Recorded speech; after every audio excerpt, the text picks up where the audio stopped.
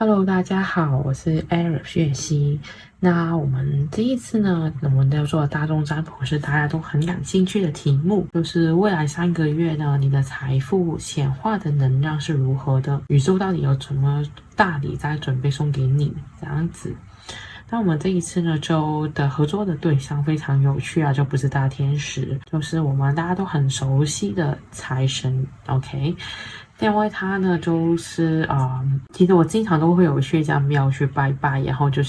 他就有一个财神在里面这样子。那就是我刚好就是在想题目的时候就跟他有连接到，然后他就说可以去协助我去完成这一期的大众占卜，希望可以给一些提示或是一些指引给大家在这个财富的方面的。那我们就可以看看这个3个选项 ，OK， 分别是选项1。选项2还有选项3，那你就可以想象，就是你最喜欢的样子啊。假设你希望可能拥有很多车住在大房子，就是你所跟财富有关的感觉。你先想着你最理想的状态，然后你感觉一下哪一张的牌卡对你最想要的那种感觉最有呼应的，那你就可以选这个牌。然后我们就可以一起来听听，到底财神对你的财富显化有什么指引给你哦。那如果你还没选好的话呢，你可以按下暂停键，然后去感受一下哪个跟你的梦想最贴近的牌的能量，这样子。那我们现在会开始准备解牌咯。好了，我们首先会来到我们的选项1这一张牌。这个牌呢，主要就是想看一下我们即将要到来的显化能量是怎么样的。那我们可以看一下这个牌的意思。他就说这个神性的太阳的孩子，他就说其实太阳其实一直在照耀着你，然后你是被眷顾的。他说是时候呢，就可以容许你的人生是很丰盛啊，很没有什么界限，就是可以好像那种花在爆开来的感觉，就是很盛放的感觉。然后呢，就像现在就是好像那种炎夏的阳光照着整个你的大地这样子，然后就说是时候让你自己亮起来了。我觉得有可能呢，这一组选项1的朋友啊，可能之前你可能有一些黑暗一点的时期，或是可能你觉得自己有点落魄，或是有点低谷的时间。那我觉得现在你的即将到来的能量，就是会感觉你好像有种焕然一新，或是好像重新充电了，或是完全好像你有一段时间可能在大家身边的朋友好像消失了这样子，你会重新再亮起来、燃亮起来的感觉。那我们接下来再看多一下的牌，看看你的显化能量即将来到会是什么样。我们接下来抽到一张这样的牌，那他的意思是，他说有一些感觉是有点过度了，有时候我们很难去一下子把它全部都拿掉。他说容许你自己有一个过渡的期让放松自己吧，每次走一步就好了，这个意思。那我觉得你即将的到来呢，就是我会觉得你可能会容许你自己可能过去的一些闷闷不乐的情绪或是那种悲伤的情绪可能会一扫而空。OK，当然他说就是慢慢去把这个东西走出来。我觉得有可能就是你已经在这个路上面，就是可能你之前有一些好像怀才不遇或是有一种觉得自己为什么我还没得到我应该值得的东西，你可能心里面会有些懊恼纳闷或是有一种觉得真的有种无奈的感觉，或是有种无力感。其实现在好像有种一步一步慢慢要释放了，而你即将来到的显化能量，其实就会可以让你从这个情绪里面解放出来。我觉得你很快就可以把这些的感觉或是能量慢慢的放开来哦。那我们接下来看看你这个显化能量呢，除了可以协助你排走你过去一些负面的情绪，而且就是有一种太阳的感觉之外，还有什么的能量会来到呢？我们接下来抽到的牌卡是这个白龙，还有这个水龙。OK， 那白龙跟水龙是什么样的能量呢？首先呢，我们第一张看到的就是这个白龙。白龙其实就是说你是为了自己的扩展自己的视野，要可以很轻松的做好准备。那是什么意思呢？因为这个是一个很沉稳的能量，因为他说就是好像一种很有修行的功夫的老师傅一样，他是非常可以从一个很高的角度去看这个世界万物的。但我会觉得就是你的即将来到的能量，就是好像你觉得，这些东西我可能已经有看过，或是我很知道我接下来要怎么去做。但是我觉得你前一阵子可能有些低潮或是低迷的时间，都是为了这个迎接这个能量去做准备的。就是你会有一些好像你感觉，我已经有体验过了，我再接到这个机会，我知道我再怎么去面对，或是怎么去应付这些帮助你的机会。所以呢，你要做的事情就是不要焦躁。OK， 这个能量我觉得是比较稳定的，而且就是你已经有在把这个准备给做好了，所以你不要太过焦虑，而且呢就不要担心说，什么时候来呀这样子，因为它其实我会觉得就是说你要很稳定的，这些东西随时随地可能已经在你身边因为它这个就是说，其实就是好像那种很有修行的师傅那样，他们就是每一时间都很沉稳、很稳定，对自己很有信心，他相信一切都是最好的安排。其实你的机会或是你的显化即将到来的东西，可能随时都在你身边出现，你只需要就是稳稳的去把它接住，还有就是用一个很平静的心去把这个东西接住。这样，接下来呢，我们先说这个就是有些莲花嘛，所以如果你看到一些莲花主题的产品啊，或是可能莲花有关的东西呢，可能也是给你一些幸运物或是一个小启示这样。那然后我们下一张抽到的就是这个水龙。水龙呢是什么意思呢？就是关于水是代表情感嘛，我们很多时候都会说。所以呢，你接下来我觉得你的显化的财富啊，不单只跟财富有关，可能跟你的感情也相关。我不知道为什么这一组给我的感觉啊，刚刚讲到这个情绪的时候，我会觉得是有种可能你不是只是钱的问题，或是可能你不是钱的问题，是感情的问题，只是可能你刚好这个题目也觉得感兴趣，所以你也点进来的。那所以的话，你的财富有可能甚至乎你的财富是跟你的感情有关的，可能你能结交到一个可以富二代啊 ，OK， 或是就是很有财力、很有能力去协助你的人，所以你的显化能量可能会跟感情是有关的就是你这个财富的能量。那而且呢，就是它就是说，而且这个也代表你需要有个坚强跟沉稳的意志力你可以去，就是你可能你的感情会这样会被疗愈，而且你的情绪是会好好的整理。我会觉得这个是很有关联的，这两张很像。就是说，其实呢，你现在只要得到的能量是可以让你去休息的。为什么这么说呢？是因为可能之前你因为经济的问题或者一些财富的问题啊，可能你很内耗，或是你压力很大。我觉得这个情绪你之所以可以稳定，就是你开始安稳下来，你可以好好的去休息。因为这张卡也有休息啊、停顿的意思。那所以的话，我会觉得就是这个就是你接下来的能量可能会让你感觉到，就是你终于可以停一下啊，终于我可以去休息一下，我的情绪比较稳定了这样子。那我们看了那么久了，我们首先会看一下到底呢，你可能你的财富啊，如果真的是有卡关的话，它的原因可能出现在什么呢？我们会抽一组塔罗牌。好，首先呢，我们看到是这个恶魔的逆位。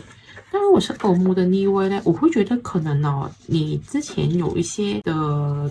诱惑，或是有一些的人去，可能是小人吧，可能你去把一些钱放在一个不对的地方，或者你可能太容易听一些人的意见，做错了决定，可能是投资的决定啊，或是买了一些不该买的东西，或者把钱花在一些不该花的地方，而且这个是跟一些诱惑是有关的可能就是你想赚很大钱的诱惑，或是你可能想投资，结果被诱惑了，这样子影响到你，可能就是你本来希望是好的，结果它变成负面，所以你因为这个东西，所以让你的钱可能卡住了，或是影响到你的财富的流动，这样子当然了，如果有时候可能是女生，可能你比较喜欢买东西，可能就是你受不了诱惑，你买了一些很贵的包包啊。这样子，所以可能这些就是你财富卡关的原因之一。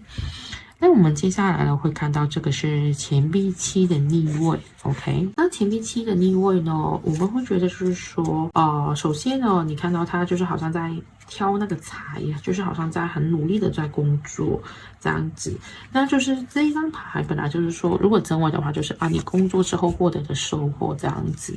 那我会觉得你之前这种卡关，可能是你跟工作的付出跟收入不成正比，甚至不可能就是你好像还没获得一些你工作的收入啊。假设你是有固定工作，有可能就是你的能力之前被低估了，可能你的工资跟你的能力没有成为正比，可能你值得更高的工资，可是你还是领那份很低的薪水。或是如果你是自由业的，可能你之前卡关就是说可能我一直付出那个案子还没收到钱啊，或是那些东西还没见到效果啊，所以你就会变成就是好像说我有一些努力还没获得收获，所以你的财富就可能被卡住了，因为我没有钱进来这样子。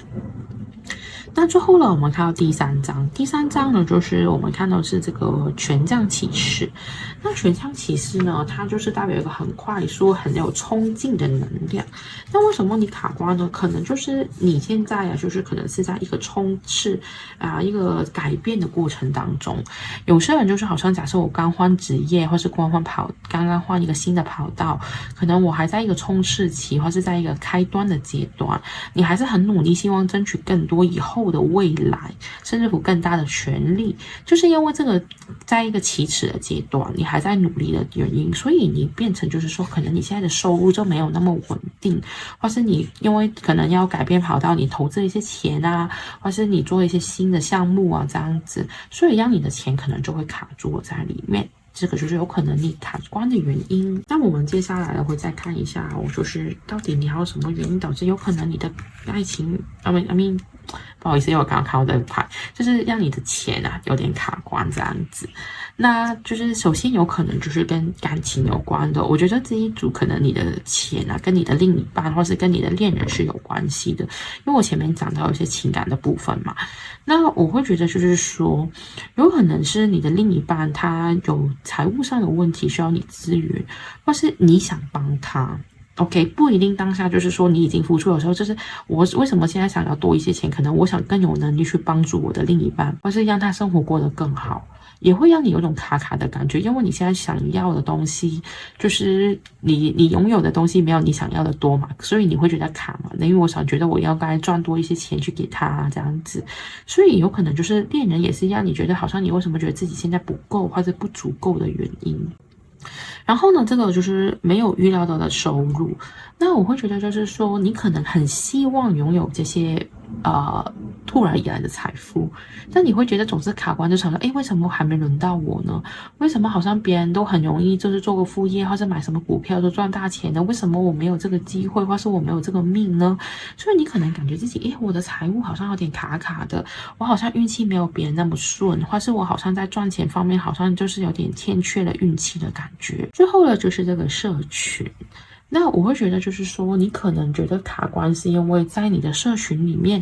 可能你会发现别人过得比你好啊，或是可能你会觉得好像比较起来，好像你在这个圈子或是你身边的群里面，好像你是那个好像有点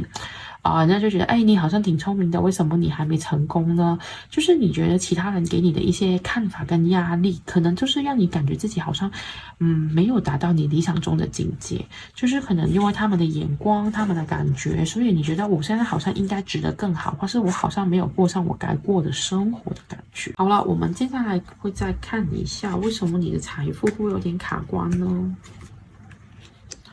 我们抽到的牌呢，就是第一个是雷诺曼卡里面的十字架。OK， 十字架呢，就是大家如果有知道的话，其实就有一些业力的感觉。OK， 那当然我不觉得好，我先说我不觉得你是可能因为前世业力的关系而导致你现在觉得卡关，反而我会觉得有可能是什么呢？就是你可能一直以来家族或者家庭，你好像就是那种匮乏感这个我之前有跟我的一些的学生或是个案有讲过这个东西，就是他可能原生家庭的关系，可能他很容易就会害怕担心没有钱，或是对财富的安全感是不足够的。那因为有时候可能小时候家里的条件不够好，那让你觉得好像我自己的资源比较匮乏，或是我跟别人的起跑点就是不一样啊，这样子让你觉得自己好像我好像是不是欠缺了什么让我自己觉得自己的能力也好，我的财力是不是就会比不上别人，或是我没有办法赚到更多的钱。所以我觉得你卡关可能就是你有一些潜意识的压力，或是一些过去的影响到你，可能你的心更加容易不稳定，因为这个刚刚有说的是情绪的问题嘛，可能你可能就会觉得，是不是因为我的书读的不够多啊，或是我家庭的条件不够好啊，所以我总是就是落后于别人啊，或是我可能就没有那么好哦，你可能心里面是有这些阴影与压力的，所以才会导致你财富的卡关。接下来呢，我们看到下一张牌呢是这个鸟啊 ，OK， 这个叫鹳鸟。那这个鹳鸟有什么特别的？它不是就是没有那种迁移啊、搬家的意味。那我会觉得就是刚刚前面说，可能你现在有些变动或是改变，那我们前面的牌，所以我觉得你现在的话有很大几率就是可能你现在是一个起步新的跑道嘛。我刚刚说，可能你在做一个转变，或是你可能甚至你搬家、你移民、你离开了你本来的地方。那所以的话，因为这个搬迁或是改变，你是需要更多的钱，或者是一下子你没有那么多的收入可以追上你以前的状态。那我会觉得，因为这个原因，所以你才会感觉好像财务卡卡的。假设我从本来工作变成老板，是不是我从本来领薪水的变成我现在就可能不单止我没有钱收入，还要付出，还要付工资，甚至乎还要找一个地方付一个租金这样子。所以因为这个东西，你会有一种不安全感。因为你现在没得进走出嘛，这就是有可能你为什么现在可能你的财富感觉有点卡卡的原因，或是你会觉得有点好像不太对啊，或是好像觉得我很担心啊这样子。好了，接下来呢，我们要看一下到底你怎么样可以去让你的财富，或是让你的财务的能量、显化的能量去加强，或是变得更厉害这样子。我们首先看到第一张。这个叫松树，就是那个冬天啊，我们很多时候会看到这棵树，这是代表什么意思？它就代表很长寿。我们说老如虫柏这样子，那个就是那个松树 ，OK。那这个呢，就是说其实就代表那种生命力，还有就是一种很长寿的意思。那是什么意思呢？就是说你要加强自己的那种生命的力量。我可以怎么解释呢？就是因为其实有很多时候啊，我们情绪的波动很容易会影响到我们的心理的状态，甚至不会影响到我们身体的状态。那所以的话，我会觉得这个就是说，你要做的就是加强你身体的健康，还有情绪方面的健康。只有你的身体跟情绪都健康了，你才会拥有更强大的力量去显化丰盛的能量。因为有时候你总是受到一些健康上的问题啊，我可能说不一定是大病，可能你很容易就感冒啊、皮肤过敏啊，或是鼻子过敏啊这些问题啊，其实很容易会有一种困扰，或是会让你心情不好。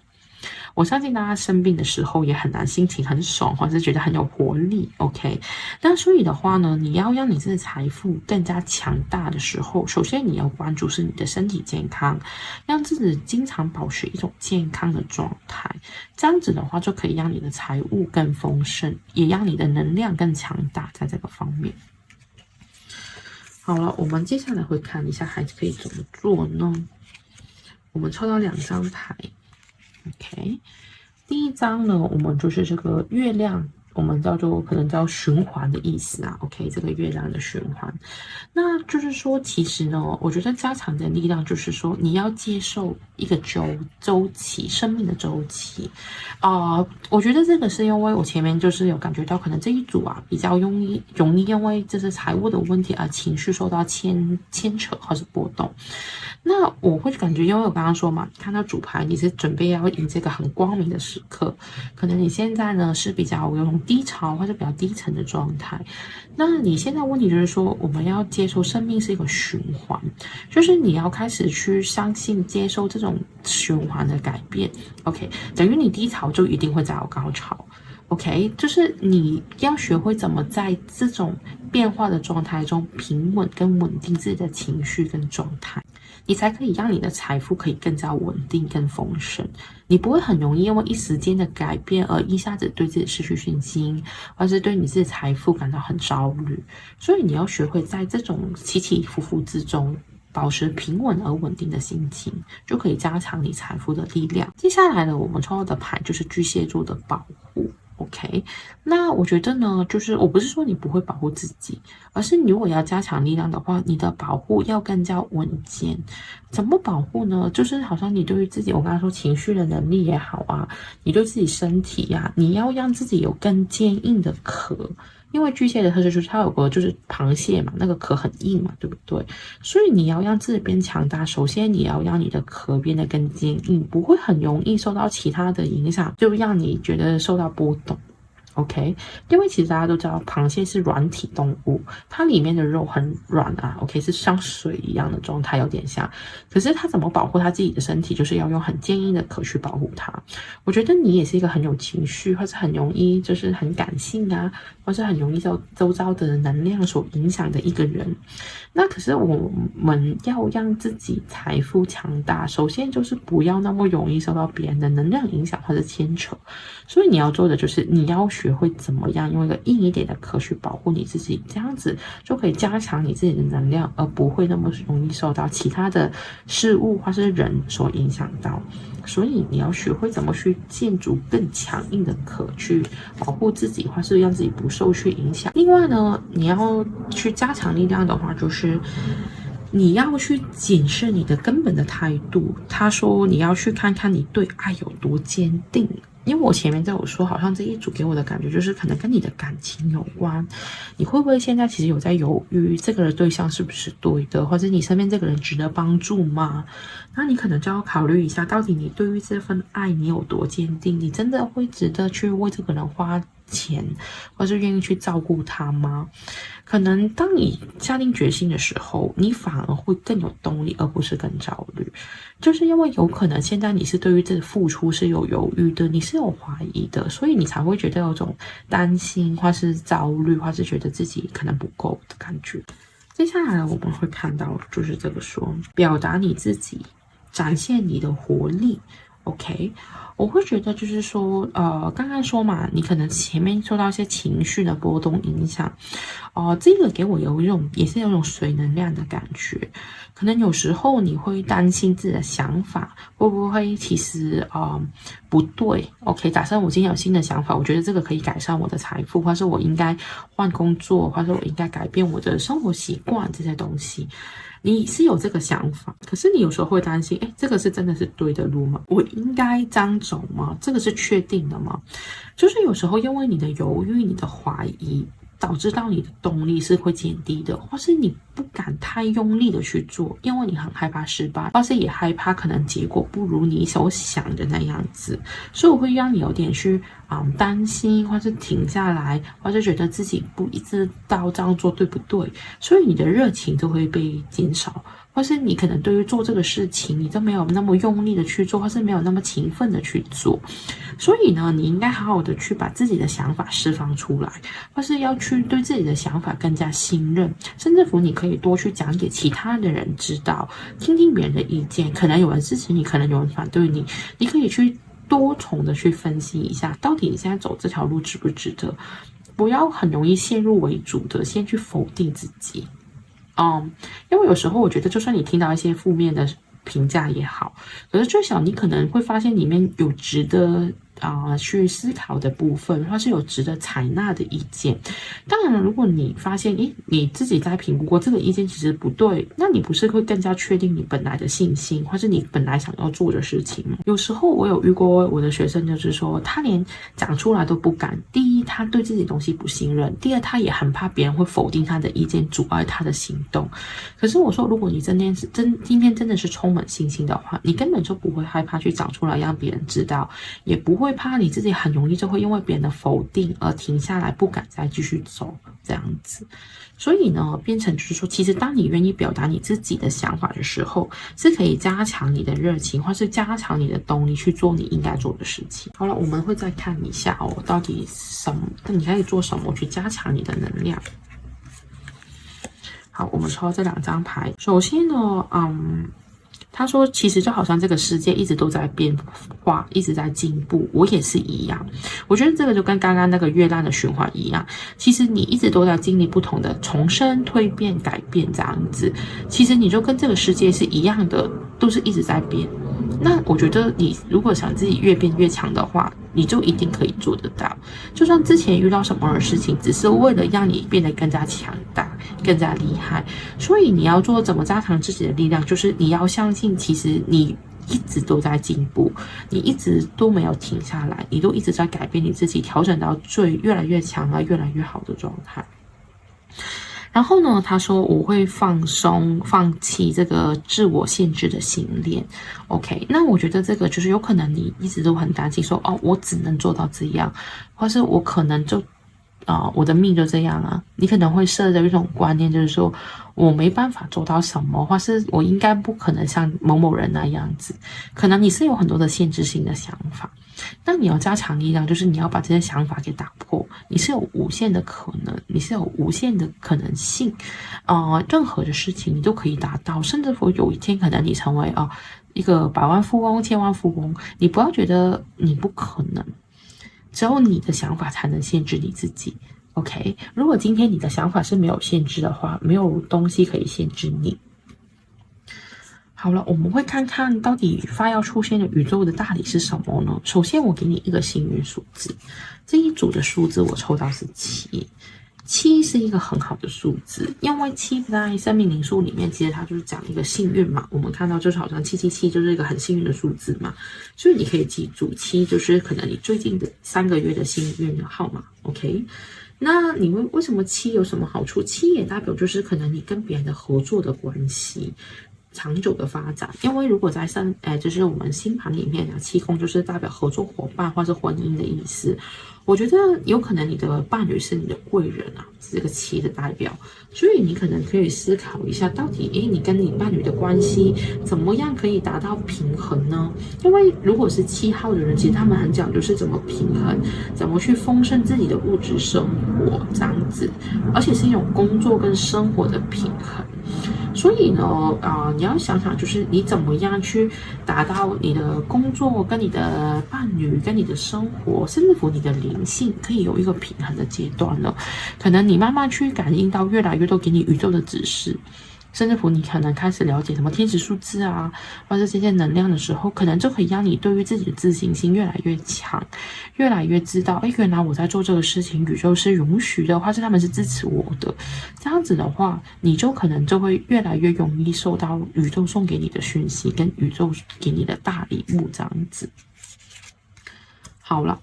我们会再看看你将会出现什么大礼呢？我们抽到2张塔罗牌 ，OK。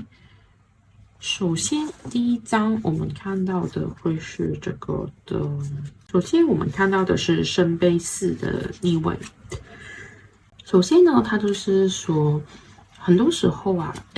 本来圣杯4就是说我们专注在一些空的瓶子啊 ，OK， 这样子就是的意思。可是现在就是我们是逆位嘛，它这张牌就是说。我们是要准备一个全新的开始，你要开始呢，就是要去做一些你之前可能已经答应过会做的，你的未来是很美好的这样的意思。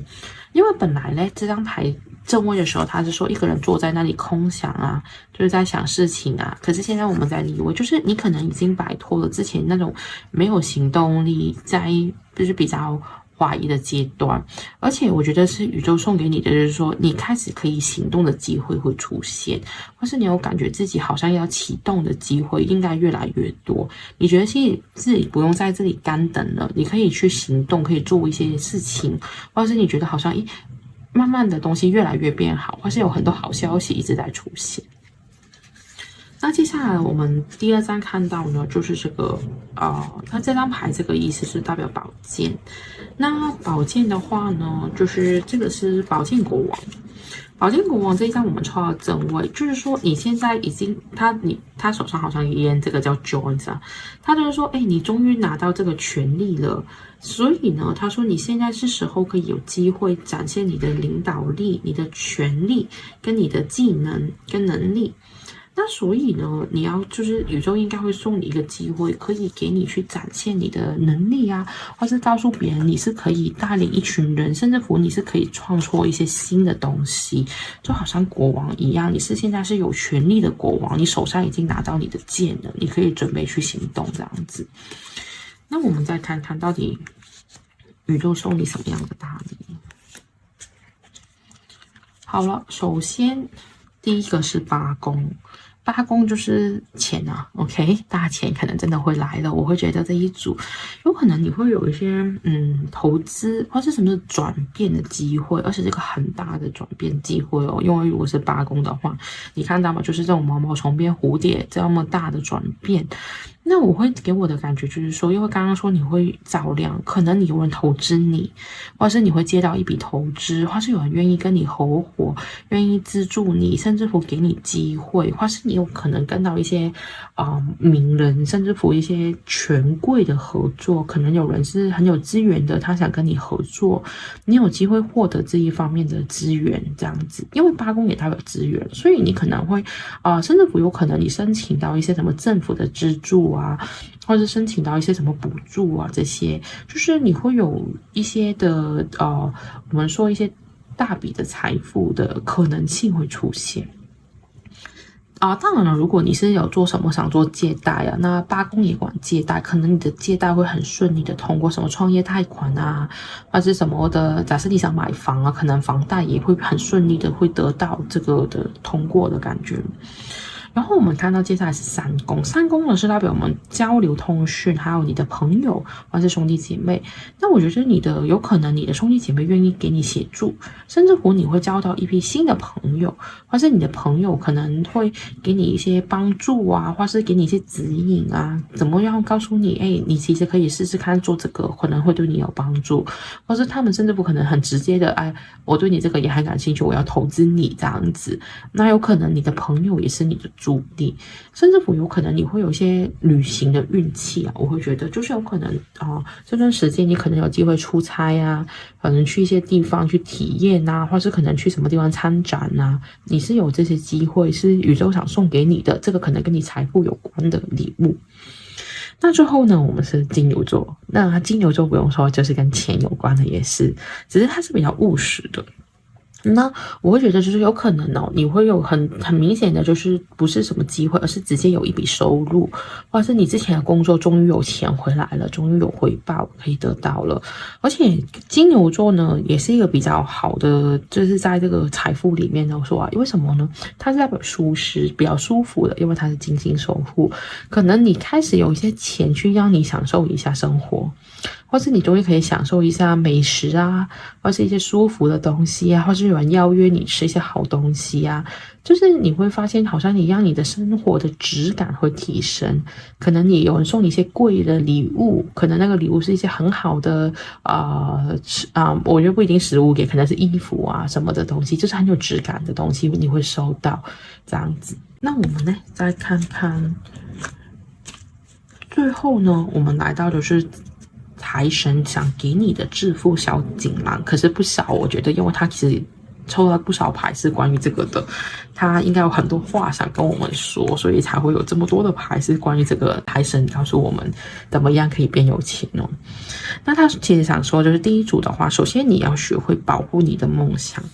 他说你的梦想啊是很珍贵的，你要好好的去保护它。而且呢，他说就是其实他们会变得很安全在你的照顾之下。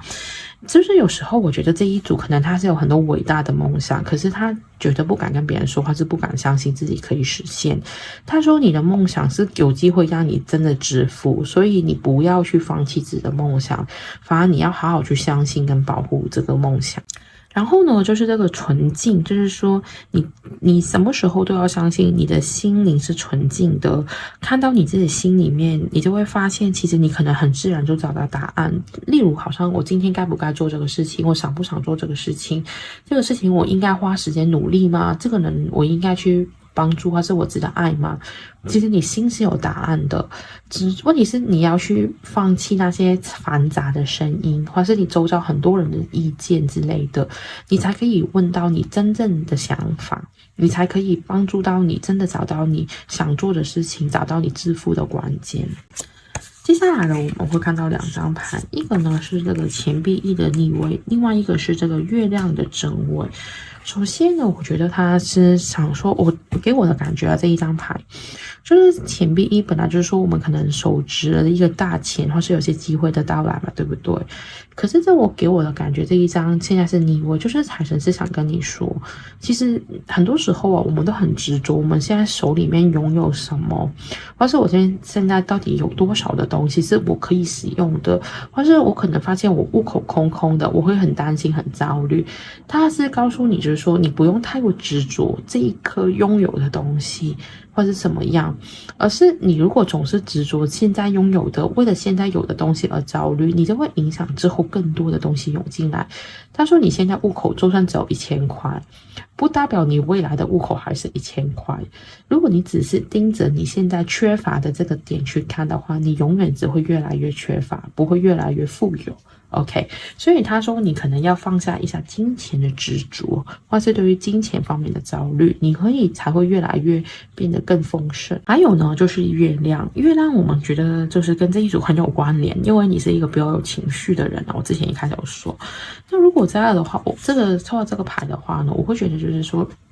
财神是想说，就是如果你想致富，你首先要学会怎么样自己的情绪是稳定安心的，最重要是安心。他说，你可能对于你的财富很不安，很容易有焦虑，出现负面的情绪。你怎么样自己可能变得比较小确幸啊，或是会很感恩自己今天拥有这些东西，或是我有这个其实也很不错啊，这些东西，我觉得透过这个，你越来越感恩，越来越感觉自己是很多的，拥有很多的，你才会可以吸引更多致富的关键，或者更多的财富涌进你的人生。那如果你很想知道，我怎么办呢？我有很多好像我觉得自己总是莫名其妙觉得很焦虑，或者对财富很担心。那我可以建议你可以看一下我们的资讯栏，就是我在做一个募资的，就是这个显化疗愈神谕卡里面呢，其实就是一个工具，去帮助你去觉察一些你没有发现的潜意识的担心，好像什么匮乏感啊，可能我对自己的东西好像有预设的立想啊，这些东西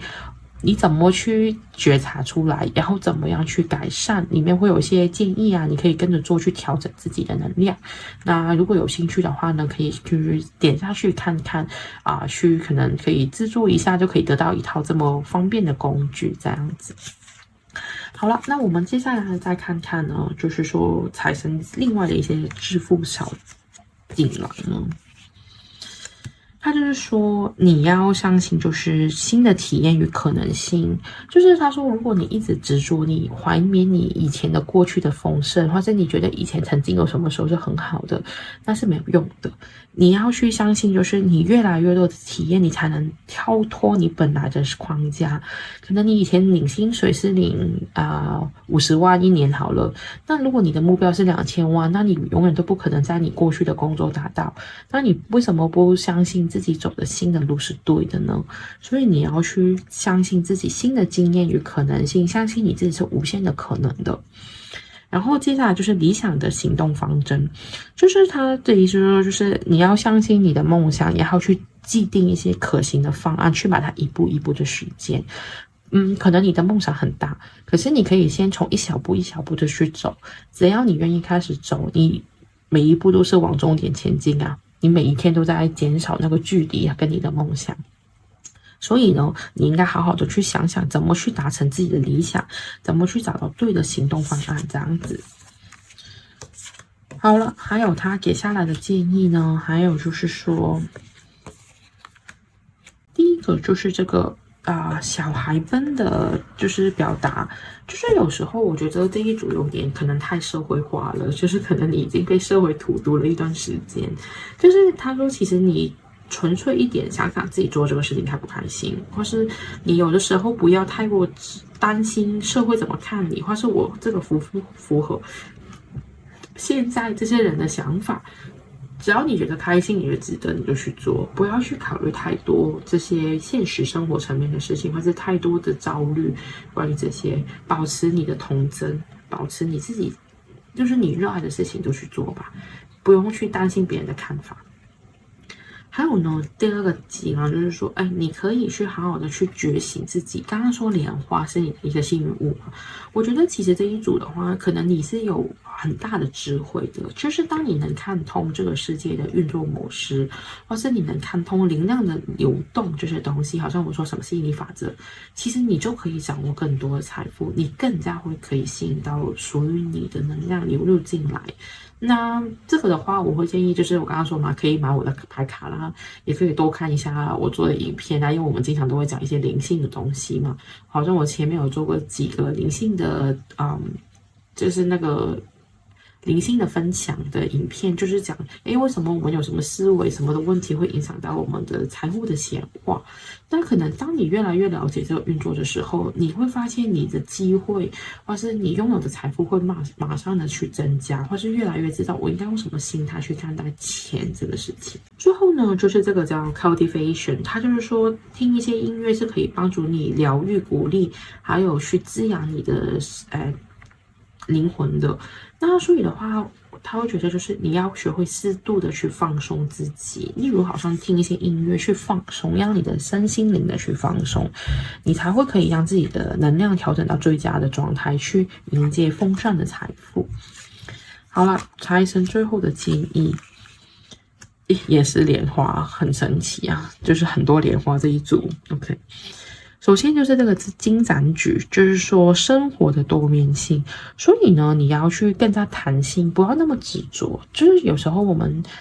可能你10年之后回看过来，可能你会觉得今天的经历都是很值得的。如果没有今天的改变，你就没有10年后的你。所以我们要接受生活是有各种各样的可能。我们这一刻觉得好像是不好的事情，可能你过去下一个时间点再回来，可能觉得感谢这一个问题，如果没有这个问题出现，我可能就不会改变，我可能就不会迎接到未来这个丰盛的财富。很多的一些厉害的创业家啦，他们都有经历过一些谷底的时间，什么大家能说得出来的，什么 Steve Jobs，就是什么贾博士跟那个的。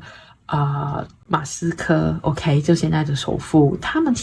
差点就破产，或是甚至乎 Steve Jobs 是有试过被自己创立的公司给赶出去的 OK， 可是没有那个时候的他，就没有现在的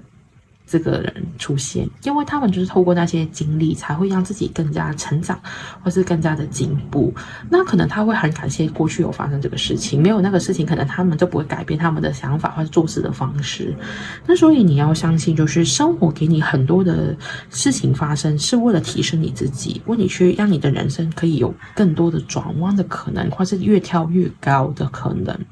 所以你不要去担心或是怀疑自己的能力，因为这些东西反而要去用一个比较宽心的感觉去面对这些事情，可能你的心放宽了，你自然的格局就变大了。最后呢是这个莲花也是说这个同样很像，我觉得就是面对人生的困境，只要你回到清净的本源，所有事情都能迎刃而解。我会觉得就是当你灵性开启的时候，就是你很慢慢去感觉到好像所有事情都是为了你最后的成功，或是为了你最后的愿望所出现的，自然你就不焦虑，你就能够顺应宇宙给你的礼物，随遇而安。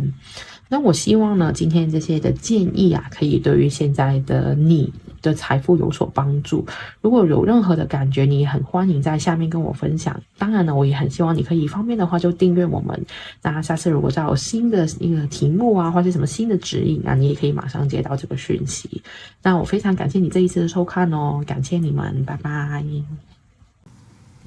Hello， 大家好。那我们现在呢，就是来到选第2组的朋友的选项这样子呢。我们的题目呢，就是未来的3个月，你的财富显化能量如何呢？宇宙正准备送给你什么样的大礼呢？那我们这一次的合作伙伴是财神 ，OK。那好了，我们选第2组的牌卡呢，就会是这个的爱思女神triển开的双手。那我们看一下它的意思。我们就是首先会来看一下，到底你即将到来的显化能量是如何的。那我们看到呢，就是这个魔法与一些的魔法的力量。它这一张牌主要的意思就是说，你即将来到的这个显化财富的力量，主要是来自你的心境的改变。因为他就这张牌子就是说啊，其实你外在的世界是透过你的想法是可以获得改变的，你应该去努力的去练习，去掌握你的优雅、你的爱、你的能力，还有你的智慧，把你的内在的美丽去连接到你外在的世界。那如果我看这一张牌的话，我会觉得你即将来到了显化能量，就是可以把你心里面的事物展现在这个外界上面，就等于说我们说的心想事成。只是问题是，到底你有清楚你心里面在想什么吗？我会觉得这个会是一个比较特别的东西。有时候我们有些人很容易焦虑，结果他很容易就会往坏的方向想，结果就是他想出来的事物，结果出现的就是相反的，可能他会说，为什么我好像怕哪样来哪样啊，这样子。所以呢，我觉得这个是有点有趣啊，这个展现能量的方式。所以我觉得可能保持正念会是可能财神想接下来要跟你讲的话。那我们会看看到底是不是这样哦。好了，我们会看看你那个能量会是怎么样的，那个显化的能量。我们第二张抽到的牌是这一个牌，然后我们看一下里面，他说你有个未来版本的你啊，其实是由你的勇气所产生出来的。你就好像一台车载着你的梦想，还有你的野心，你也是一个水就可以载着船去到岸边的意思。那这样说的话，我会觉得就是你这个能量啊，其实就是变成你就是自己的载体，就好像就是只要你愿意，什么东西你都可以走得到去那个地方，去到你的目的地。所以的话，我觉得就是你的显化能量就是变成就是说你需要有目的性，你需要对自己的未来、对自己的想法是很有想法、很有信心的，你才会可以让你成功去把这个东西展现出来。你是有能力的，你可以把所有的愿望去实现出来。我会觉得，好了，我们接下来抽了2张神龙卡，有什么意思呢？首先第一张我们抽到的是银龙，第二张就是这个鸡龙。那2张的话，首先第一张我觉得跟前面那2张牌很符合啊，就是你很渴望的状态将会成为现实，可能你所有的梦想啊，或是你想实现的愿望啊，它都会出现。OK， 就是你就是我刚刚说嘛，你就是载体嘛，你一定会走到你想要的目的地。这个银龙它的最大的特色就是它很擅长把你渴望的事物去就是召唤出来。OK， 所以呢，你是可以补足到这个愿望的。你之前的而且这个愿望最重要是它会跟人际关系是有关的。所以如果你现在就是在你财富方面，可能是跟一些人有关的，好像有什么的东西需要其他人的协助啊，或是你想别人注资给你啊，这些东西很大的几率这种就会特别容易成真。那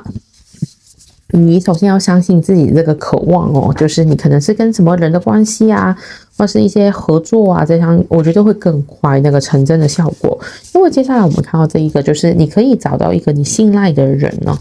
就是这个，就是说你的财务啊，关于这个显化里面，可能跟其他人是有关的，跟人际关系是有关的。这个，我先说，这个不一定是感情对象，虽然我觉得是有可能啊，可是可能有一部分的观众其实是遇见的是可能是一个很好的合资伙伴，或是很好的工作的伙伴，甚至不可能是带你起飞的一个人，或是你会遇到就是可以帮你就是协助你把你的梦想变成真实的人啊。我觉得这个运势是有这个给我的感觉。那我们接下来去看一组塔罗牌，就是看看你的这个能量的显现的原因是怎么样的状态。Sorry， 我们接下来要看的是这个你的为什么你的财富可能会有点卡关的原因。那我们看到我们有这个3张塔罗牌啦。第一张就是权杖5的正位，然后就是钱币1的正位，最后呢是这个权杖4的逆位。首先呢，我们来看到第一张权杖5的正位。好了，权杖5的话，在这边来说就是一种示范，然后一种很长期的一种竞技的感觉。那我会觉得就是他好像在展示一些东西。那我觉得，可是你看他表情有点木讷，有点无奈。我觉得你可能一直以来为什么你的财务会卡关，就是有可能你一直都在展现一个形象，就是有些人都会觉得，我觉得要有一份工作，稳定的工作才是好的啊，你所以要告诉你的身边的人说你现在是很稳定的，或是很安全的，所以可能你长期都在做一些好像有点像给人家看，就是人家会觉得你很好，可是你自己心里面觉得很累很无奈，为什么我总是在做这件事情，根本就不是我喜欢的，所以你的财富可能因为这样而卡关，因为可能你没有在做一些你真正喜欢的事情。好像我以前在学校毕业之后呢，有些同学可能找的工作不是找自己喜欢的，而是找什么可以让他赚到钱啊，或是大家认为是好的工作，可能什么专业啊，或是什么警察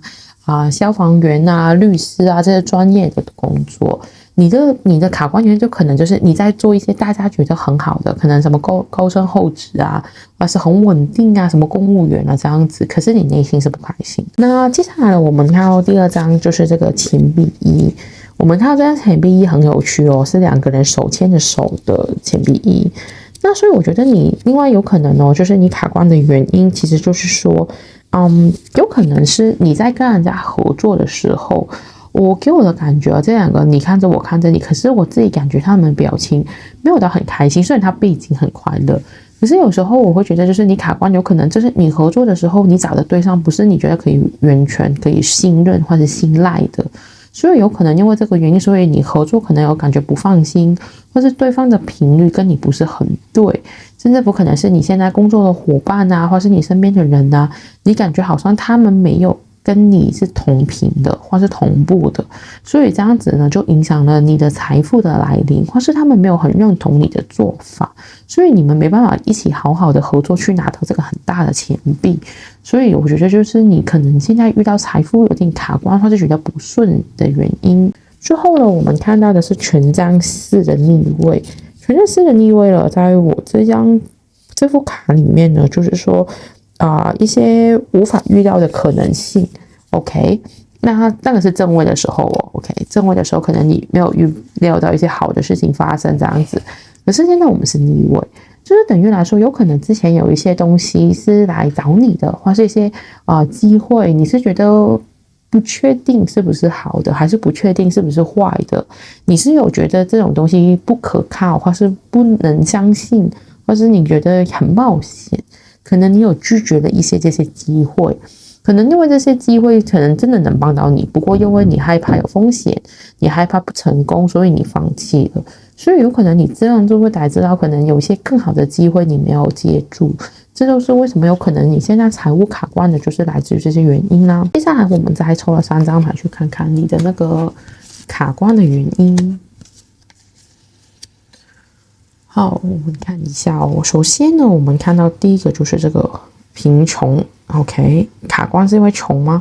我觉得不一定是真的你很穷，而是你心里面觉得自己好像很缺乏的感觉，好像有可能，当然你觉得我户口就剩几百块啊，那我当然觉得自己很穷啊，这个有可能也当然，因为你的感觉也是很影响嘛。有些人觉得我户口有几百块，我很有钱，就是我有钱；有些人觉得我已经很穷了，我每个月都是月光族这样子。所以有可能就是贫穷是在于你的心态，你觉得自己我很可怜啊，或是我想买什么都买不起啊。我想去旅行也去不了啊，或是我想有很多梦想想实现，可是我没钱啊。我觉得这个是针对于你的心态比较像，我觉得是比较像在于你的心态，就是你可能你的觉得自己很匮乏的心态，影响了你的财富，让你有卡关的感觉。接下来呢，就是这个巨大的幸运。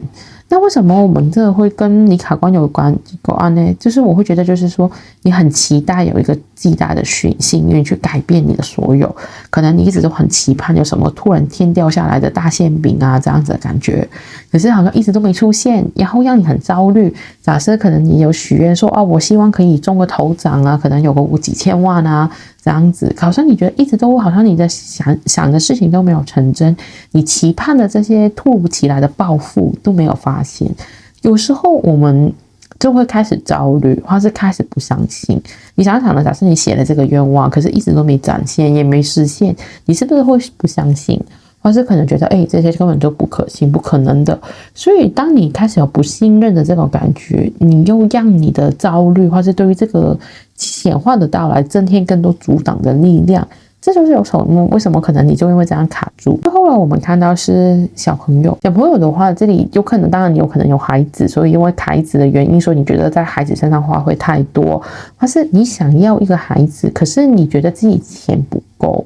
我觉得也可能是你财富卡关的原因。最后就是你可能有一颗很有童真的心，你有很多东西是你儿童时期的梦想，你很想去达成，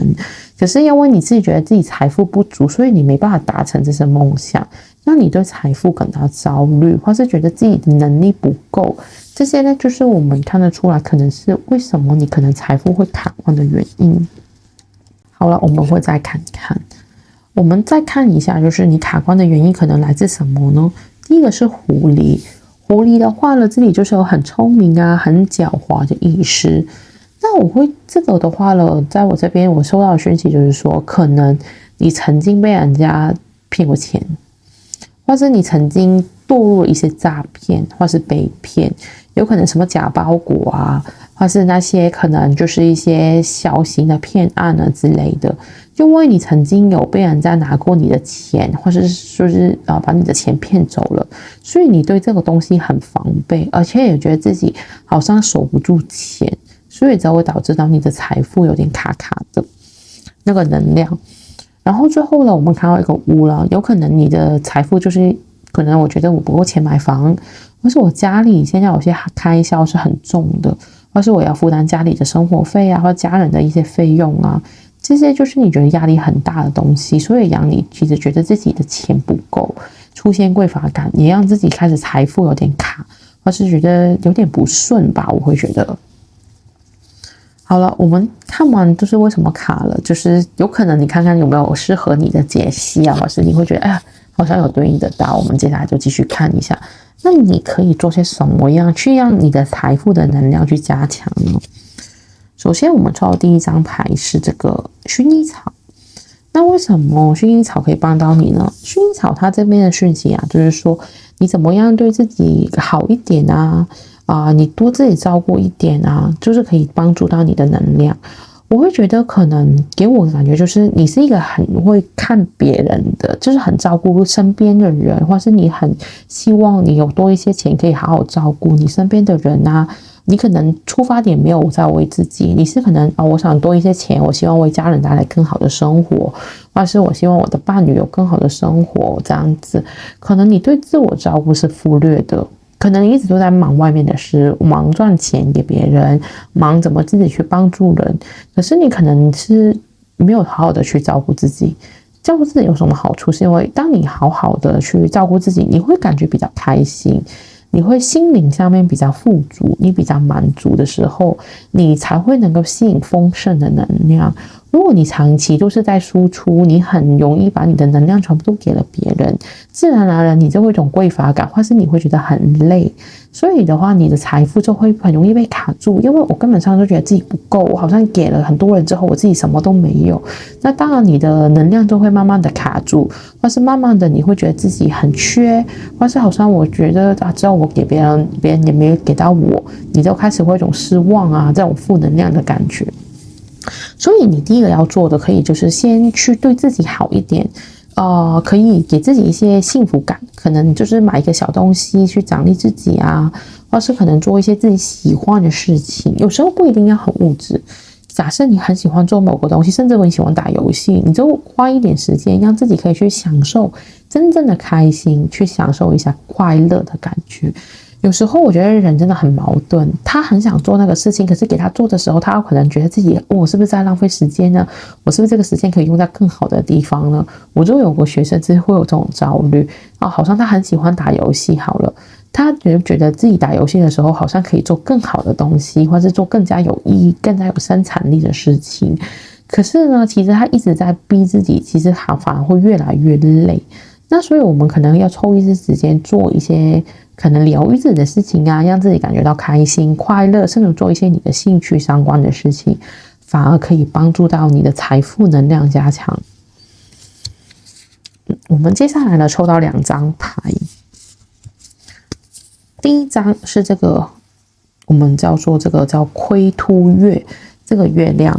OK， 这个月亮的话呢，其实是代表反思自己的意思。那可是我会觉得，就是你加强你的力量，就是说，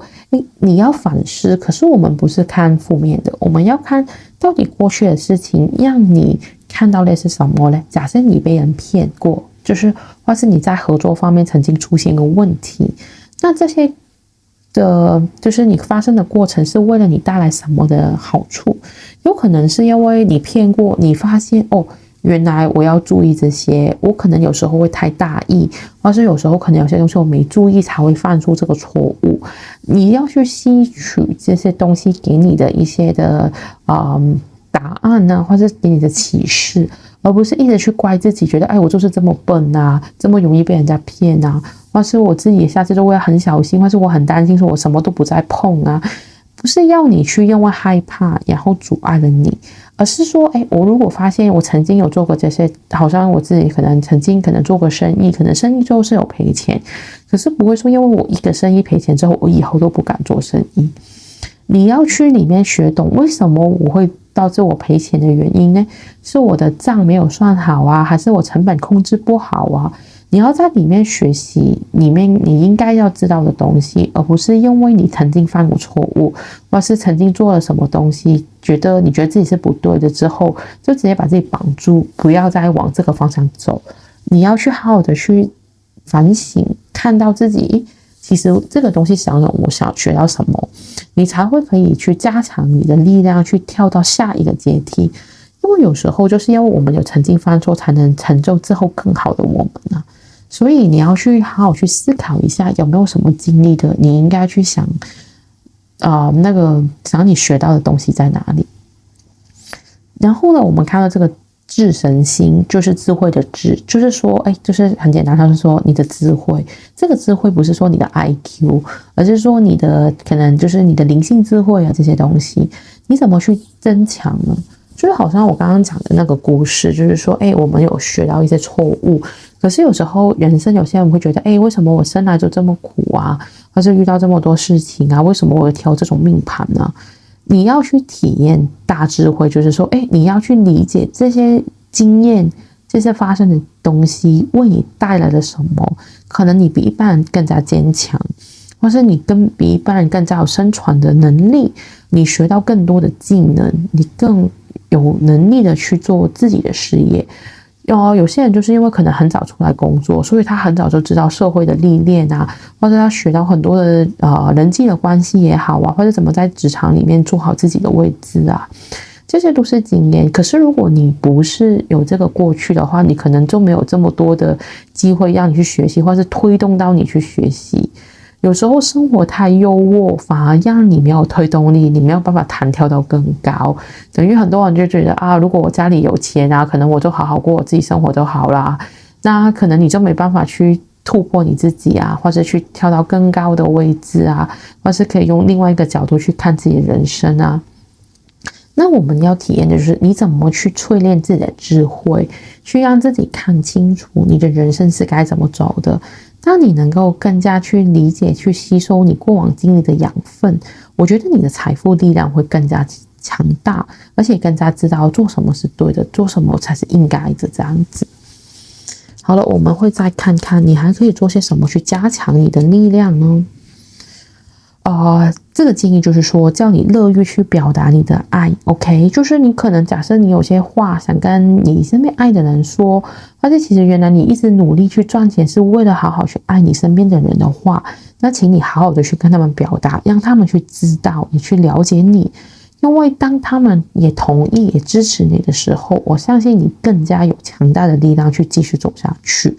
所以的话呢，我会觉得就是说你要好好的去让他们或是让你爱的人去知道你是爱他的，甚至乎有可能你是为了你的宠物，你很努力，你希望赚他的罐罐这样子，那你也可以跟他说我很爱你啊，我努力工作就是为了希望可以你有更好吃的罐罐，或是更舒服的家这样子。当你愿意去表达的时候，可能你会有种感受，或是他们如果给你感谢，可能你会更加开心，或是你因为这样子你才可以收获更加多的爱。不要去先想别人会不会回馈你，至少你愿意表达，你已经是很进步，你也是很厉害很棒了，因为你愿意去面对这个东西，你愿意去把自己的爱去展现出来，不要想别人怎么想，先用自己的观点去出发，做你想做的事情，因为你要知道，只要你开始推动，你可能就会迎来更好的正向的回馈回到你的身边。好了，接下来的你还要做的就是什么呢？你要去看到那所有事情的美啊。OK， 他说这个世界是充满的任何的可能性，而且也代表说所有东西都有它美的一面。就好像我刚刚说，你可能有一些不好的经历，可是你还是要好好的去看到好的一面啊。就是这个可能你就是因为这些挫折，你才学懂怎么样做某一些事情。那如果你愿意去看到美的这一个方面，任何事情的好的地方，可能你慢慢能把你的信念给改变。因为我们刚刚说嘛，你的主牌，你怎么要有财富，就是你首先你的心要变得真相，自然你的财富就会越来越大，越来越真相的来到你的身边，你想的好的事情才会越快的发生。所以怎么样自己心情变好了，当然我们要学会怎么样看事情是可以永远都看到好看的，而是我们可以比较愿意用正向的方式去面对我们自己的过去跟未来。好了，我们再抽了2张牌，就是首先呢，就是说我的痛是可以被转变的，我的就是创伤也可以被转化的，我的愤怒也是可以被转化的。所以你要知道，就是转化是一个很重要的东西。我自己呢，就是一个就星座来说算是8宫很多的人，就是我也是可能经历过很多不好的事情啊，别人什么霸凌啊之类的。可是有时候你会回过头来想一想，可能这些人的，因为他们这样对你，你才能刺激到你现在的改变。可能你的成功就有可能是因为他。所以你要去想想，就是说你怎么样去把这些所谓的负能量，或者是你自己以前觉得不好的经历，去转化成为你新的养分，成为你成功的颜料。那当你能够做到这样子的话，我相信你的财富一定会变得越来越强大，或者你吸引财富的能力也会变得越强大。然后呢，他说这个休息不是一些我应该去赚的东西啦。其实我觉得就是说，你其实就是要好好的去让自己休息 ，OK？ 你不要去觉得刚刚我说那个就是举的那个例子，你不要觉得休息是浪费时间，可能或者休息是可能影响了你之后的成功。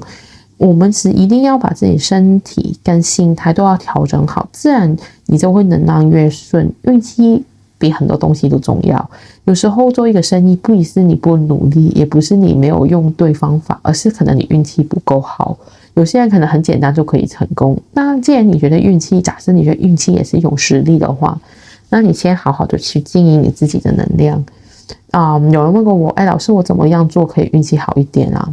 我会说，你先把自己变得开心，先把自己的能量顾好。只有你能量越好，你才会感觉自己越来越顺啊，运气越来越好啊，或是越来越快乐，越来越多好事情发生在你的身边。所以呢，休息是为了调整我们的身心灵在一个对的状态。所以休息不是浪费时间，是非常重要的，反而是，所以你要好好的去看看我怎么样自己可以休息，去增强自己的能量。好了，接下来我们要看到底你会出现什么宇宙的大礼了。首先我会给你一组叫幸运数字，然后我们抽到是11号牌啊。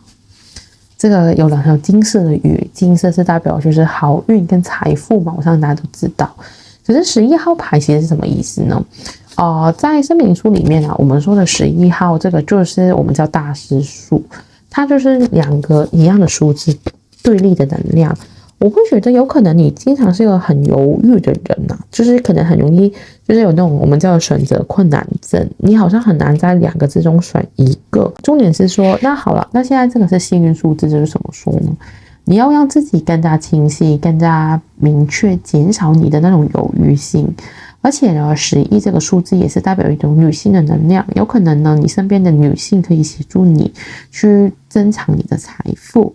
我觉得减少犹豫，然后会可以对你的财富能力有所帮助。而且你可以把这个11当成你的幸运数字而且就是说11也代表就是你的眼光要开阔，就是你要去看到更多不同的事物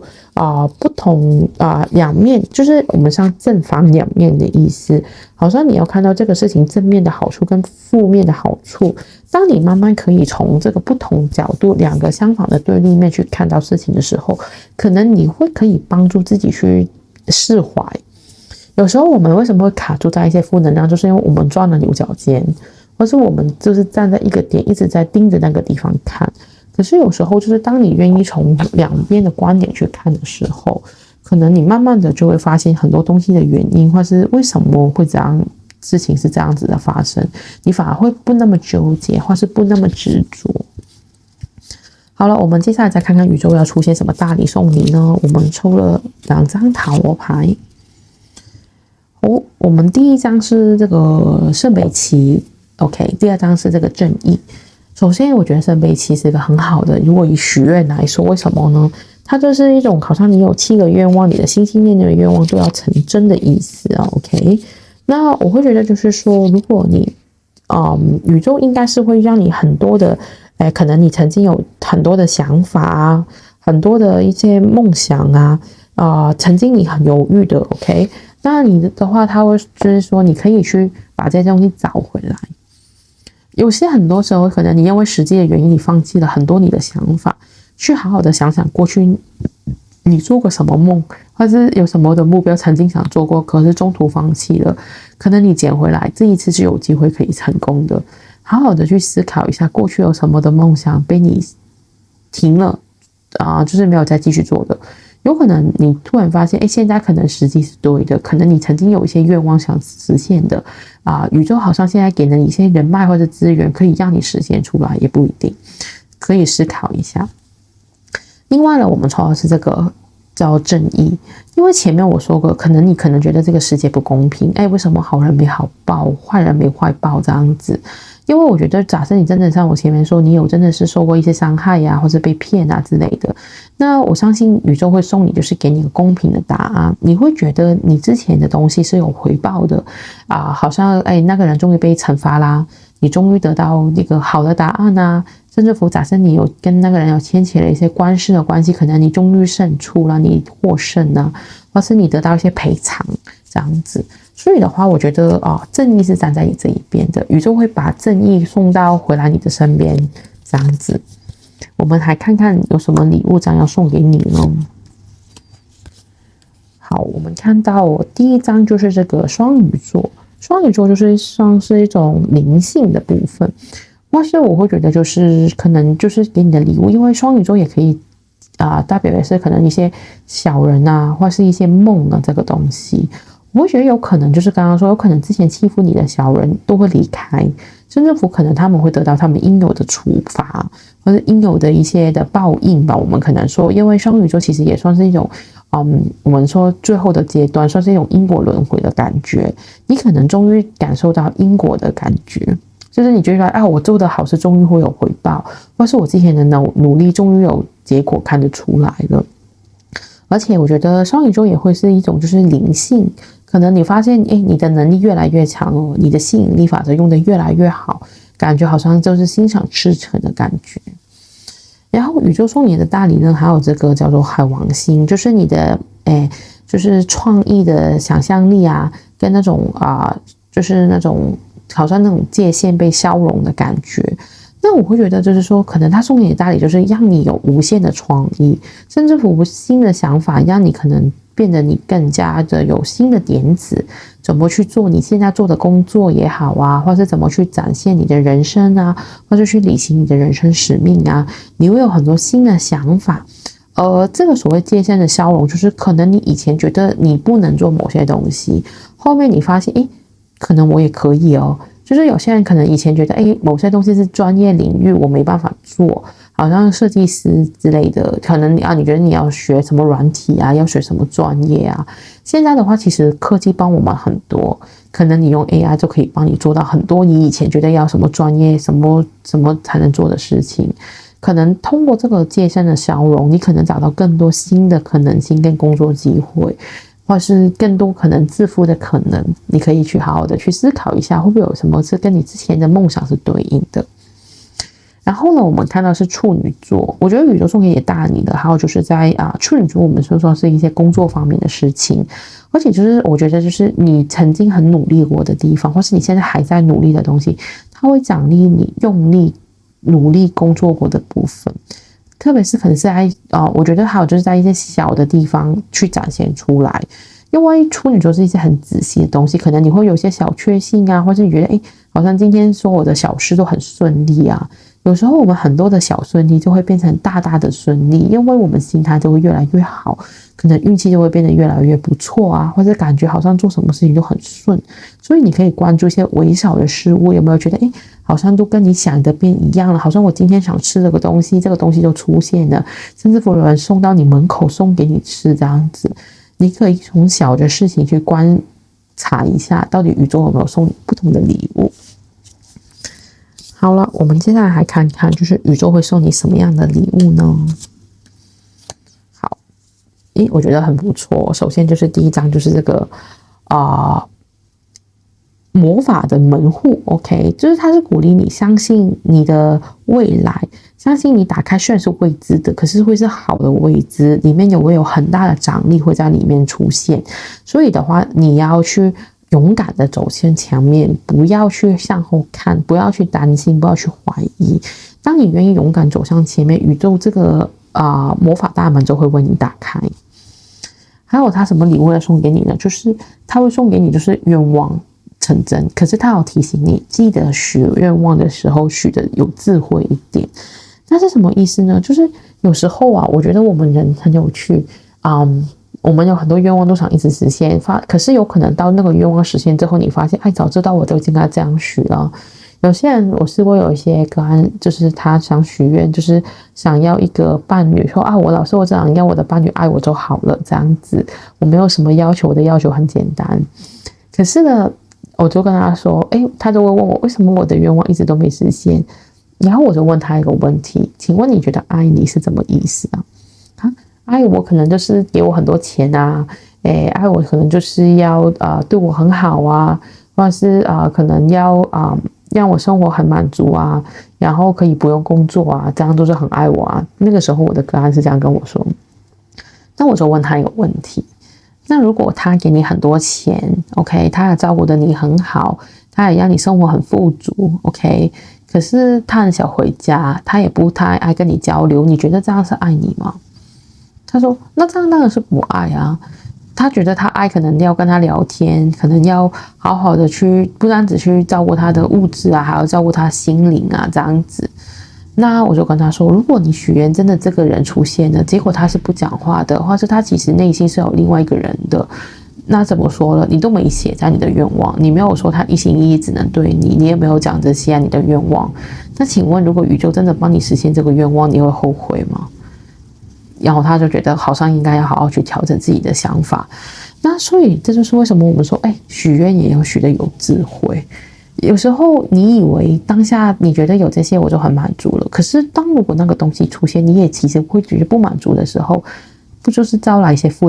面的能量，其实变得就是以后你的愿望显化的时候就会更加的有阻碍，因为其实你还是会，只要愿望实现你还是负面啊，那不是招来更多负面的东西出现吗？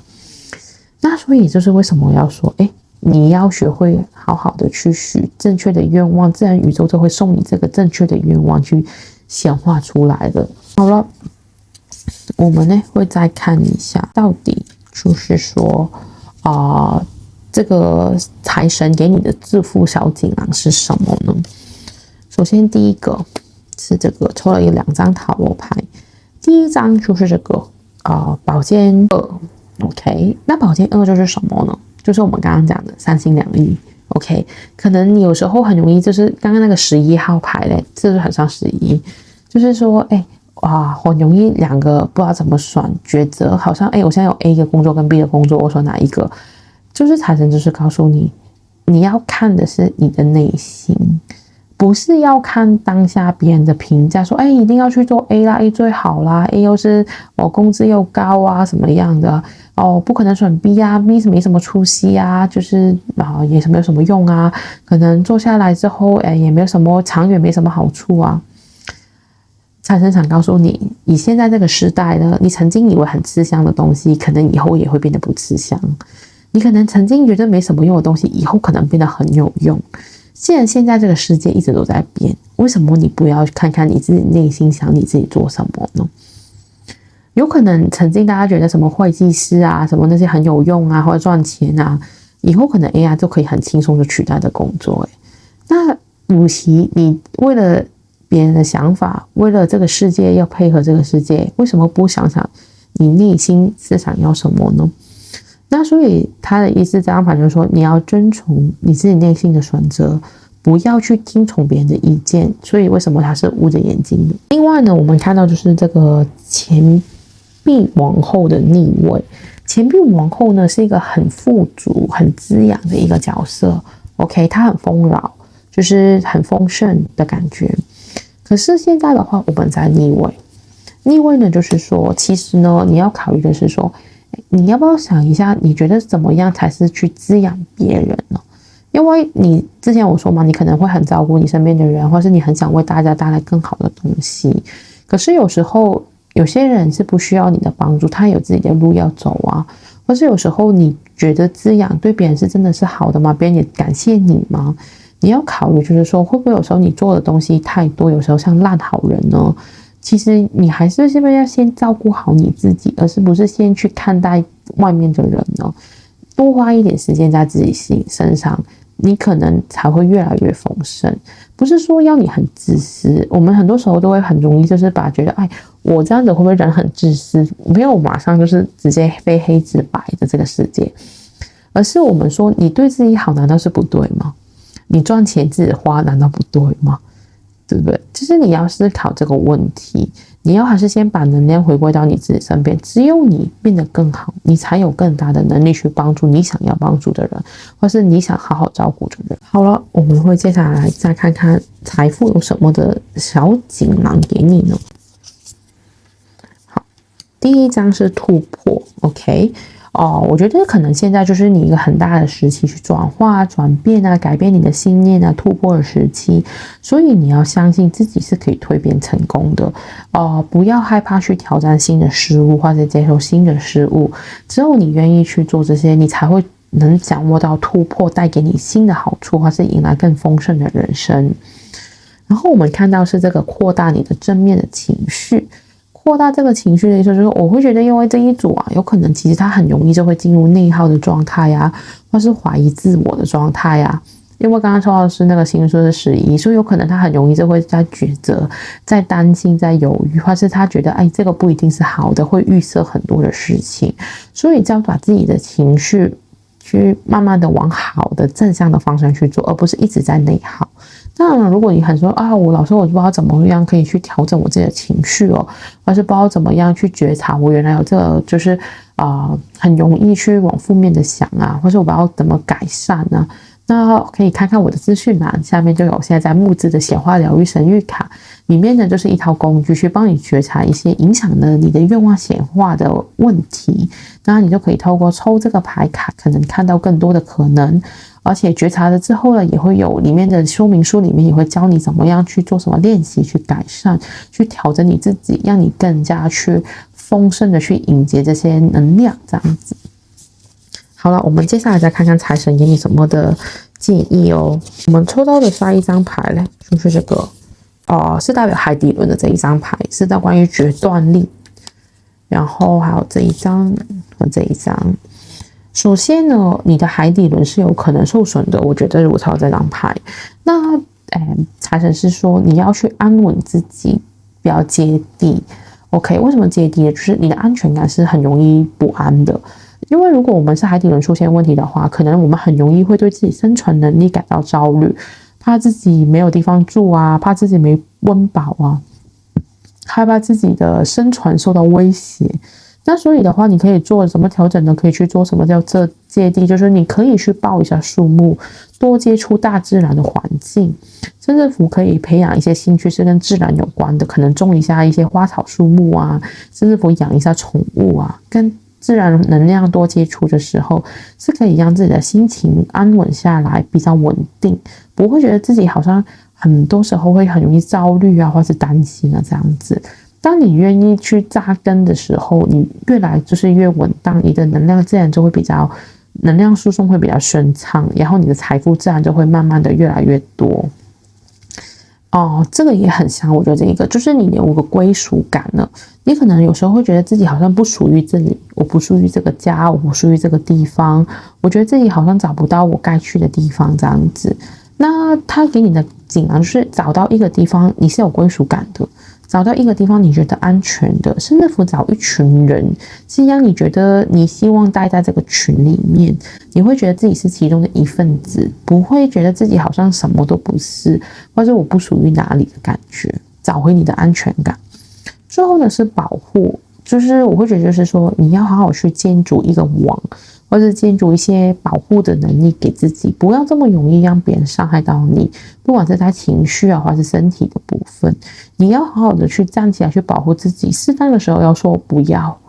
我拒绝别人。有些人是很难拒绝人的，他觉得我不知道怎么 say no， 我不知道怎么跟别人说不好，反正我能帮就帮，我能做就做吧，要不然的话我也不知道怎么去拒绝他。请你要学懂保护你自己，不要过度的去消耗自己，这样才会可以让你自己不会有那么匮乏，这么多负能量产生哦。好了，最后的锦囊就是说，第一张你抽到的就是波斯菊，就是沟通的桥梁。这个沟通呢，我觉得不单只是你与其他你身边的人的沟通，而是你自己与你自己的沟通。你有没有好好做好你自己的内在的连接呢？就是你有没有去了解到底你的身体你的人需要什么，到底我人生在追求一些什么呢？请你好好的去跟自己沟通一下，去好好的了解我喜欢什么，我爱做什么，我人生的目标应该是做什么，我才会感觉到满足有意义呢？好好的去跟自己沟通了解。最后这个生命的溶解，这个落叶松，就是说你不要迟疑，现在就是迈向人生光明的开始，你要敞开双手去拥抱你的生活。所以呢，如果你是有那种选择困难症啊，或是很犹豫的听众们，请你呢就是现在立定决心吧，往前走，不要向后看。如果你想走出更丰盛的人生，请你勇敢走下去，不要再三犹豫哦。那我希望这一次呢，这个的分享呢，可以让你去更加了解自己怎么样可以让自己财富更加丰盛。而且呢，我也很希望就是如果你真的有什么感觉了，我也很鼓励你在下方跟我们留言分享。那我们也很开心可以听到你的分享啊，也希望你一样会收到这个财神的祝福，迎接更丰盛更强大的能量可能未来下半年下一个富翁，未来富翁就是你了。非常感谢你的支持，拜拜。我们现在呢就是来到第3组的选项。那我们这次的题目呢，就是未来3个月你的财富显化能量是如何呢？宇宙正准备送你什么样的大礼呢？我们这次的合作伙伴就是财神。那我们看看财神给我们什么指引哦。首先呢，我们要看一下，就是你会来到显化的能量是什么样的能量呢？我们如果是选第3组的话，这张就是我们的主牌。我们看看主牌的意思是指什么意思呢？他说就是神性的姐妹的情谊 ，OK 是什么意思呢？就是说你要让你的神性的阴性的能量进入你这里，因为你将会展开新的关系、新的合作还有就是新的可能进到新的社群，甚至有新的朋友就会出现了，非常有智慧的这样子。他说这个做法是非常有智慧。那他说其实有很多的灵魂啊，在你过去就是你们有灵魂契约的，是打算已经过来准备协助你的了，这些契约是你在出生之前已经定好的，所以呢你们可以一起牵手很和平的迈向光明跟智慧。那所以我觉得呢你看这个就是2个人他们准备一起迈向新的阶段。那可能我会觉得就是你这个能量你的财富可能就是会有很多人愿意来协助你，或是很多贵人都会出现，或是有人会去帮助你，可能你现在遇到的人事物都是会越来越配合的，特别是人际关系网络里面哦。好了，我们再看看我们抽到的第2张牌，刚好也是一对的我刚刚才发现，就是也是2个人对看这样子。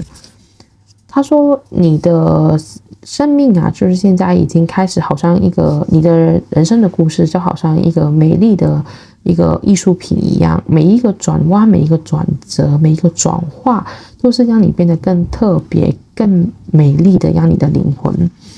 那所以的话呢，我觉得有可能哦，就是你的财富的展化的时候，不一定是你觉得全部都很顺利。我先要说，有可能中间会有些小卡顿，可是你要相信，就算有些什么卡顿的问题，这些东西都是让你往更大、更伟大的方向去迈进的。所以呢，我觉得你要对自己有信心。OK， 每一个东西都是成就你，让你变得更强大、更厉害的可能。好了，我们再接下来看看到底来到的能量会是什么样呢？我们抽到2张牌 ，OK， 哦，很扯哦 ，OK， 这个圆龙，因为我是第一次抽到这一张牌了，就是这个呢，它是代表约定好的未来。他说这个外形啊，就好像那个无限的符号一样。他说你已经准备好了通往成功了，你会补充无限的能量。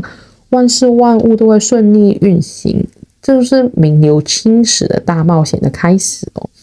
那我觉得这个就是等于你之前可能你是打算你的灵魂打算是过来干一份大事的 ，OK？ 现在你想想，你的灵魂前约定的伙伴也准备好要陪伴你了，那你也准备要走上你约定好的未来，你的人生的方向。所以我觉得你的财运是可能你早都已经定好要做这一番大事的 ，OK？所以你的能量会越来越多，或是东西出现的会越来越多，你要准备做一个大冒险了，所以你可能真的会有些变化，或是有可能一开始不如你所想，可是这个也是在通往你的灵魂的一个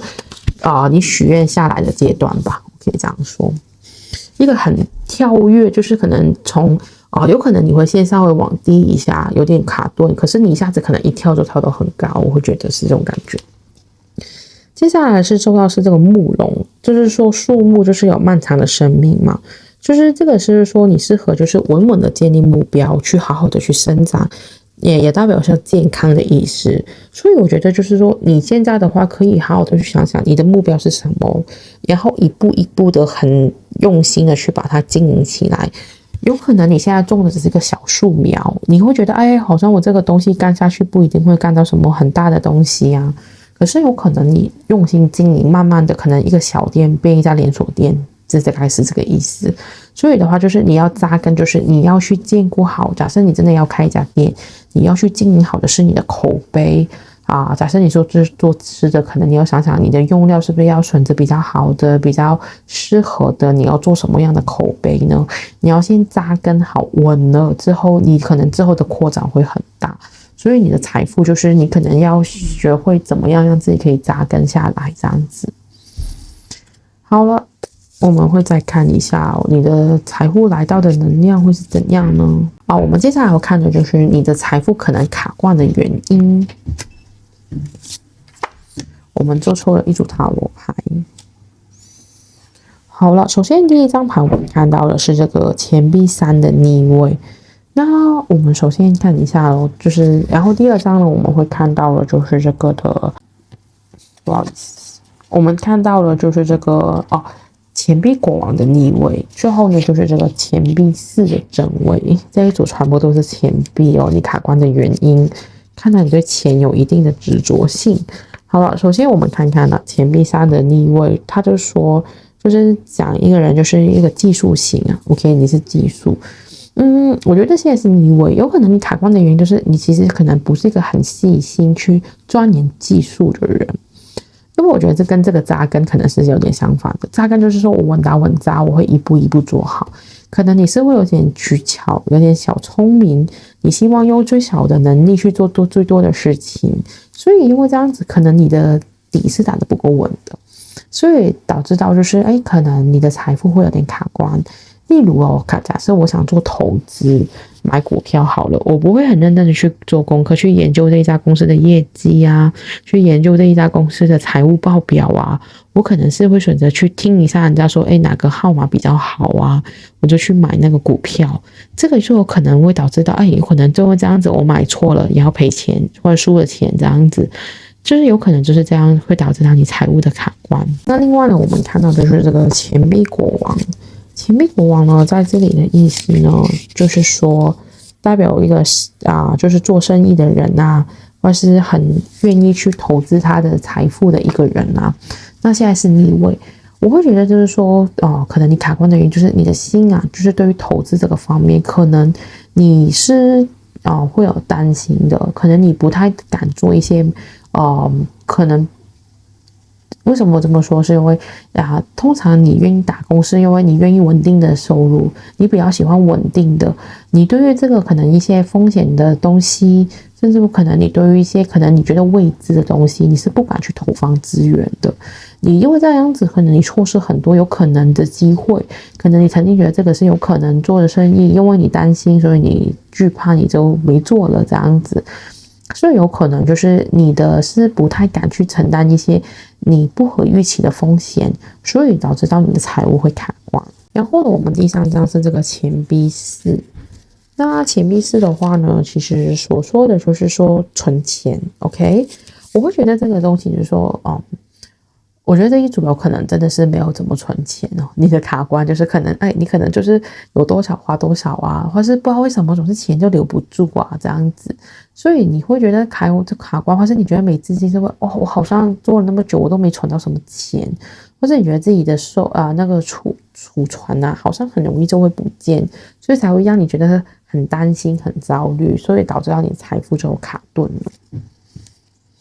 好了，我们接下来抽到一组牌，看看为什么你还会有这种卡关的感觉呢？好，首先呢，我们看到是讯息，这种讯息呢给我的感觉我觉得很像罚单。可能你财务的卡关就是很容易就是收到一些讯息是要你付钱的，什么账单啊，什么东西要支付啊，这样子，你可能一直很容易收到这些讯息，就是要你把钱拿出去的，所以让你导致觉得自己好像我为什么这么倒霉，总是会遇到这些要我把钱花出去的东西。然后呢，就是还有就是这个我们看到这个就是我们说家庭的就是客厅，那有可能你花了很多钱，或者你觉得很卡顿，就是我可能要装潢我的家里，可能我因为家里的一些需要，我花了很多钱，所以我觉得自己钱不够，但是我其实就是在生活上面要用很多的钱，你可能主要的收入都花在这些生活的方面，所以你会觉得自己钱不够，或是有点卡卡的。然后我会觉得就是因为你会觉得自己好像我的收入跟我的开销是不成正比的，然后你才会觉得我好像一直都不够啊，一直都有种匮乏感啊，或是我没有办法住到一个我理想中的家，或是可能这样子。接下来呢，我们看到的就是这个小偷。那小偷是什么呢？我会觉得就是有可能你的钱就是被人家偷走过或是有些钱是不见就是你会其实可能有遇到一些事情，可能最近有一些丧失一些财富，有可能你真的有东西不见了，或是有一些什么地方被人家把你的钱给诈骗啊，或者偷走，所以才让你现在的感觉有点卡关，因为可能骗的钱也有可能不少，给我的感觉，所以才会让你现在很焦虑，或者对财富很没有信心。好了，我们会再看看有什么的地方呢？然后呢你卡关的原因还会因为什么呢？就是我们抽到这一张是月亮，月亮呢是代表你的情绪。那情绪是什么呢？就是我会觉得就是你是很容易因为金钱而焦虑的人，或是感觉到不安，感觉到害怕。那你想想呢，你越是害怕的话，其实就是负能量，只会让你的钱越来越难到，或是你越来越容易招惹一些让你花钱出去的事情。那所以的话呢，你怎么样自己去安全感呢？就是你会很容易因为花钱而焦虑，或是因为你的财富的改变而焦虑，所以这个就影响到你的财富的顺流。最后我们看到卡关这个是很有趣约会，有可能真的是你在跟别人见面啊，或是可能吃饭啊、应酬啊这些，你都花不少钱，所以有可能就是你跟别人的见面交流，其实你是花钱的，甚至不有可能你最近交了一个男朋友，交了一个女朋友，你想去让自己变得好看啊，去做什么的改变啊，这些让你花了大笔金钱，所以才会让你现在可能觉得财富有点卡关，或是有点担心不够钱用的问题。那好了，接下来我们要看的就是说，你要可以做些什么样去让你的财富的能量可以加强呢？我们第一张抽到的是这个蘑菇。那蘑菇是代表什么呢？就是你要可以，它这里写就是可能循环再用啊，或是去把这个问题去拆件去处理。我会觉得就是你可以做，就是刚刚说循环再用，你可以看看你有没有什么身边的资源可以稍微让你折省一点的，或是可以让你重新的去使用的资源。另外呢，它这个就是说把问题拆出来，有时候可能我们要发现一下，到底为什么我很容易对于金钱的焦虑因为我就有跟过其中一个学生去分享，就是关于他对金钱焦虑的事情啊，就是我不能说跟他分享，就是我去跟他去讨论他对金钱焦虑。她呢是一个比较爱喜欢买东西的女生，可能她会喜欢去为自己装扮漂亮，她会买化妆品，她可能会买衣服去让自己变得更好看，这样子，她很爱美。可是呢，她每一次花完钱之后呢，她就感觉到很焦虑她都会跟说我觉得我自己的钱很不够用这样子。那我就问她一个问题，请问一下你每个月的工资你赚回来的话，你觉得如果存在银行你会比较开心或者比较安全感吗？如果你不使用它。她回答我说其实也不会。那我就问他，当你花的时候你为什么总是焦虑？当你赚钱不就是为了花吗？你不是只是想让那个钱存在你的户头吧？他也觉得有种说不出来的担心。那我就跟他说，那你能不能可能要想想，就是说如果今天我其实有多少钱的存款我觉得安心我可能跟他说，你可能定个3万，定个5万，因为有可能你如果真的失业了，你最少这个能撑个2-3个月，我是安全的。那你已经有个安心的感觉，我先存到这笔钱多出来的我才去花，那是不是你在花钱的时候就不会那么焦虑呢？那所以的话，你可以检视一下你的问题到底在哪里，为什么你在财富方面会觉得情绪不安，或是有种担心很容易焦虑的感觉，你要找出那个问题，然后去想一些方法去应对，这样子才会可以真正去改善你对于财富的匮乏感的问题，才会可以让你的招财的能力加强这样子。好了，接下来呢我们要看的就是这个的还有什么的可以加强你的力量呢？我们第一张抽到这个处女座，叫做清理。OK， 处女座管的是你的，就是算是一个健康的部分，所以我觉得你要真的是这个清理，我觉得就很对，就是说，好像我们刚刚说嘛，你可能就是要就是脚踏实地嘛，可能就是你可以去跟大自然多接触一些树木这样子，真的我去踩一下泥土，让自己的心灵可以被净化，让自己的能量可以更干净，不会那么多的焦虑，释放一些负能量，就可以就是让你的那个财富更加的完善，或是更加快来到你的身边。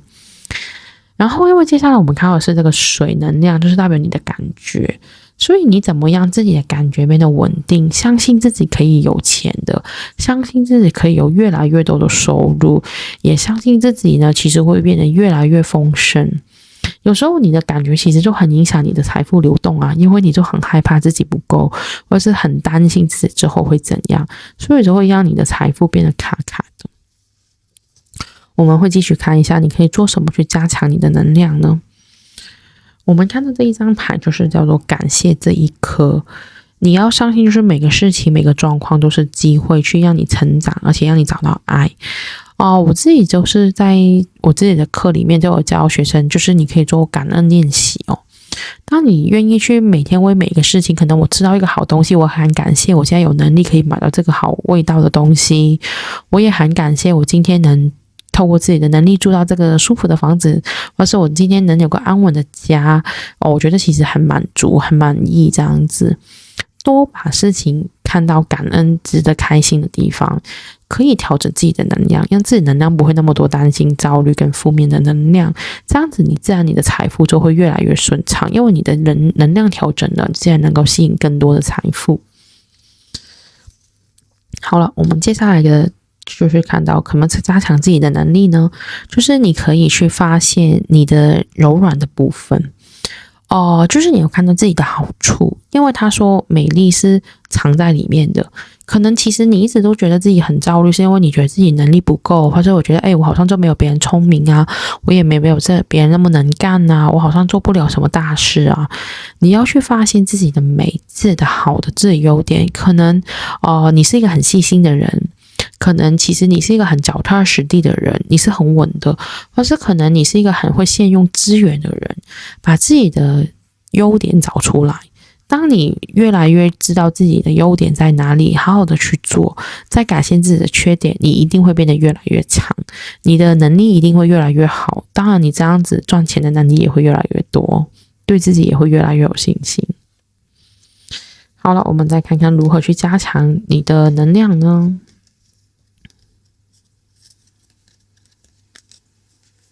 好，我们抽到2张牌，第一张呢就是我是正在进行中的，那个是什么意思呢？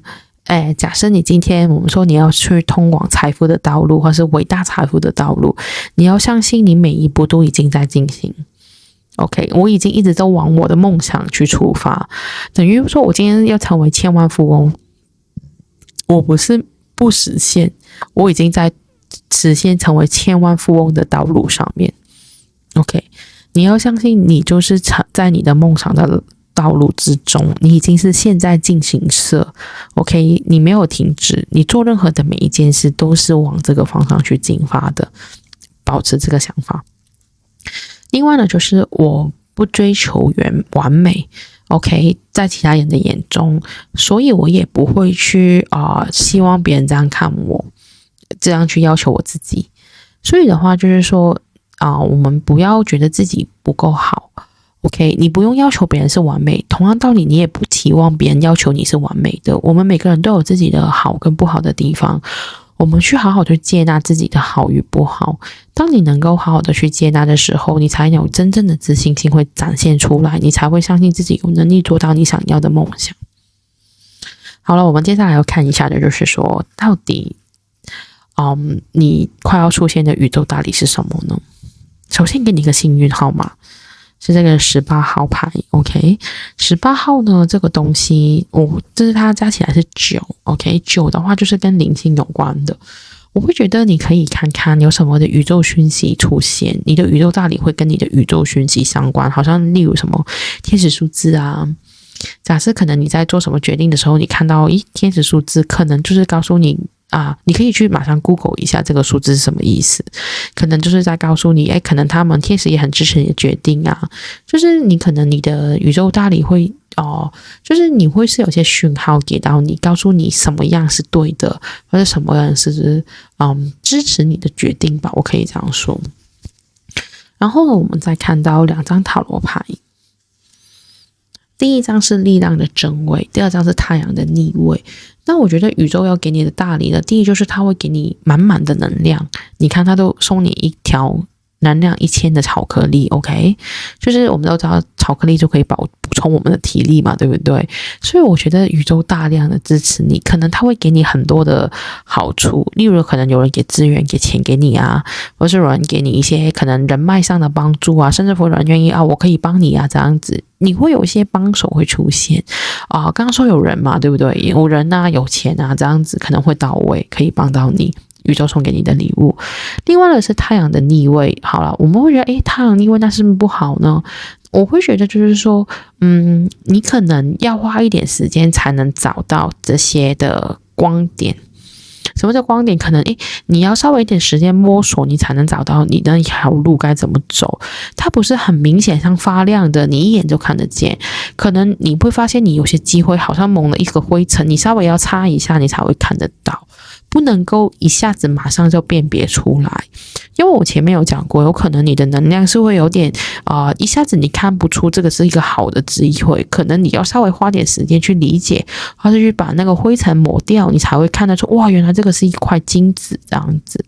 所以的话，宇宙给你的大礼可能是需要你一些智慧去发现的，而不是你一眼就是所有人都能看得出来的那一种。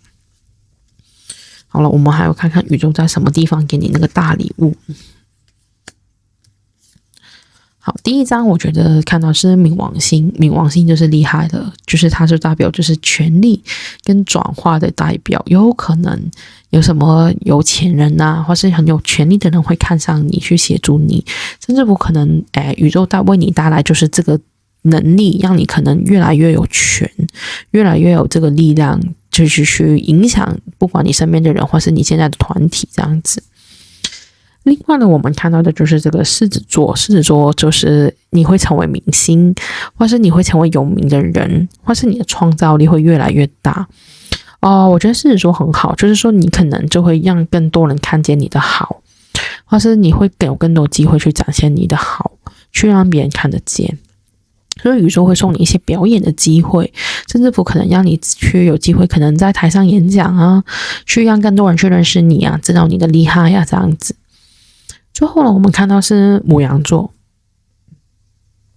牡羊座的话呢，其实就是说你会有很多很快速的机会，快速到来你身边的东西，因为牡羊座就是很有冲动，很有冲劲，很快。而且我会觉得这种就是你可能成为一个事情的带头领头的人，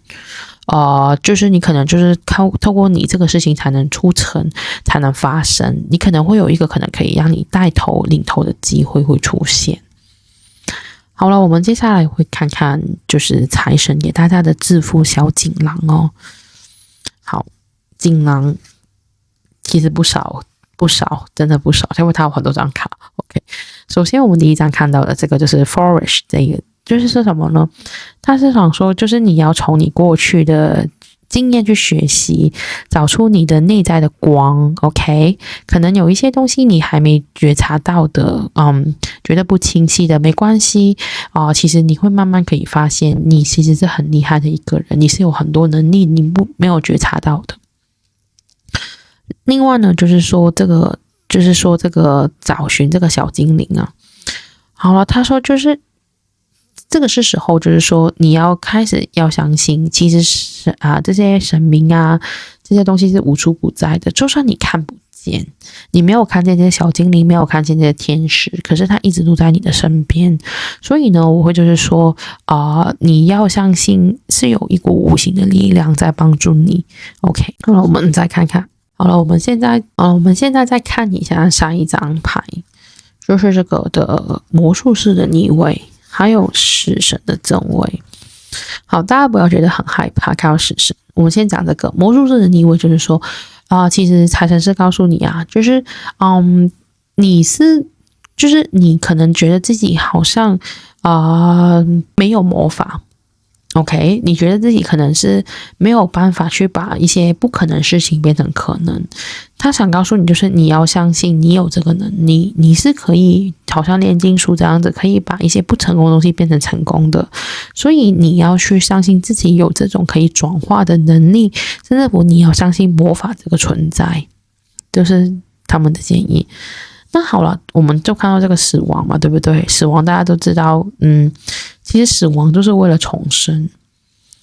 在这个塔罗牌里面，所以我们不会说死亡是一个很可怕的牌，因为我们就是一个转化。你有可能曾经已经经历过一些让你想死的过程，或是一些想死的经历，或是真的你曾经赔过一笔很大的钱，那个时候你想死，可是这些东西都会过去。财神是说你要好好去回看为什么你会遇到这个事情，学懂了就行了，不要总是被过去所绑住，才会让你可以越来越丰盛。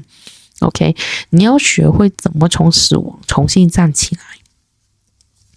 好了，他再给你的建议就是说OK， 好好的去想想，静心沉思。刚刚我说可能你有些经历，你要去想一下这些经历的目的，为什么你要经历这一些，他想让你变成什么样的人。因为你看到他头上有很大的蝴蝶，就是转化嘛，对不对？到底你遇到这些是为了什么呢？是为了让你自不自信，为了让你觉得自己不自信，让你觉得人生没可能吗？我相信应该不是。所以你要想想到底这是为了什么，然后接受爱，相信不管有形的也好，无形的也好，可能宇宙其实有很多人都很爱你，有很多的灵魂 OK， 因为我觉得既然你有灵魂伙伴，一定有很多的力量是很保护你的，所以你要相信接受这个爱，相信别人对你好，或是这些神明对你是善意的，这样子。好了，接下来我们看看财神还给我们什么建议。好，首先呢，第一个就是明白 ，OK， 就是说这个眼睛啊，你会感觉它好像可以洞察所有的事情，所以你要眼睛变得清晰，去知道到底我们遇到这些东西为了什么呢？你要去好好的去看穿事情的真相，或是你要好好看穿你所遇到的事情的真相，或是目的在什么。请你加强自己的洞察能力 ，OK， 不要只看事情的表面。只要你愿意去看清楚这个世界，你自然会越来越多的收获，你越来越知道怎么样让自己变得丰盛。我们接下来看到这个第3眼的图案，就是代表你的一个洞察力啊。我觉得这两个很像，就是你要去想想你怎么去开发你的智慧，可以看穿这些表象的东西呢？你怎么样去知道到底你的灵魂设计这些难关给你是为了些什么呢？当然呢，我可以建议大家可以去考虑了解一下自己的命盘 ，OK？ 或是如果你真的是很想知道，其实我什么样呢？为什么我有这么多的问题呢？那个问题到底是我潜意识的哪里呢？那我也很欢迎你可以看一下我的资讯栏下面写的我在募资的显化疗愈神谕卡，它就是可以让你去知道自己的潜意识的卡关的问题在哪里，可以让你去多了解一下自己的表象之下是不是隐藏了什么的问题影响了你这样子。好了，那然后我们接下来就要看到就是这个 spiritual quest， 就是其实呢，我会觉得可能你对灵性是感兴趣的，那好好去学吧。我觉得对你的财富会有帮助。可能当你灵性越来越高的时候，你就会知道，宇宙是怎么运作。为什么我们要让自己保持一个稳定的心，要保持高频的能量？因为这些就是我们吸引力法则一个很重要，就是你要吸引这些东西出来呀。只要你是好的能量，你才是一块好的磁铁去吸引到你想要的东西啊。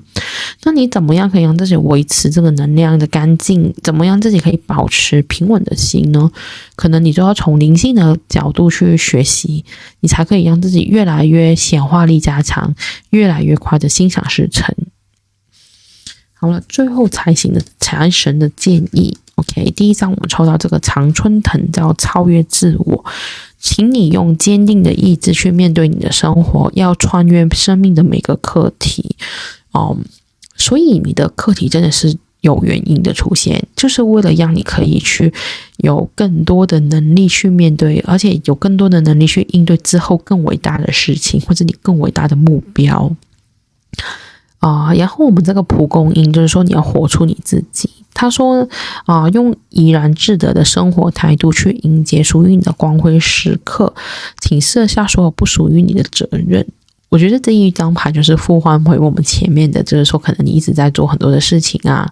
反正最重要的记得请回到你自己，你自己才是最重要的。你要想清楚到底我来这个世界为什么，我真的是为了这些事情吗？我是为了什么才可以让我自己有成就感、满足感跟快乐呢？只有你能保持开心，你才能让自己的这个财富的流动越来越顺畅，才会真正可以显化出你想要的未来。那我希望这一次的这个的建议对大家有帮助。如果你觉得有什么有感应的，或是觉得我有长中了，或是老师你的讲的就是我现在的心情啊，或是我的经历啊，我也很欢迎你在下方留言跟我分享而且也希望你可以订阅我的频道啊，这样子下次有什么新的资讯呢，也可以让你马上收到这样子。那我非常感谢今天你的收看，谢谢你，拜拜。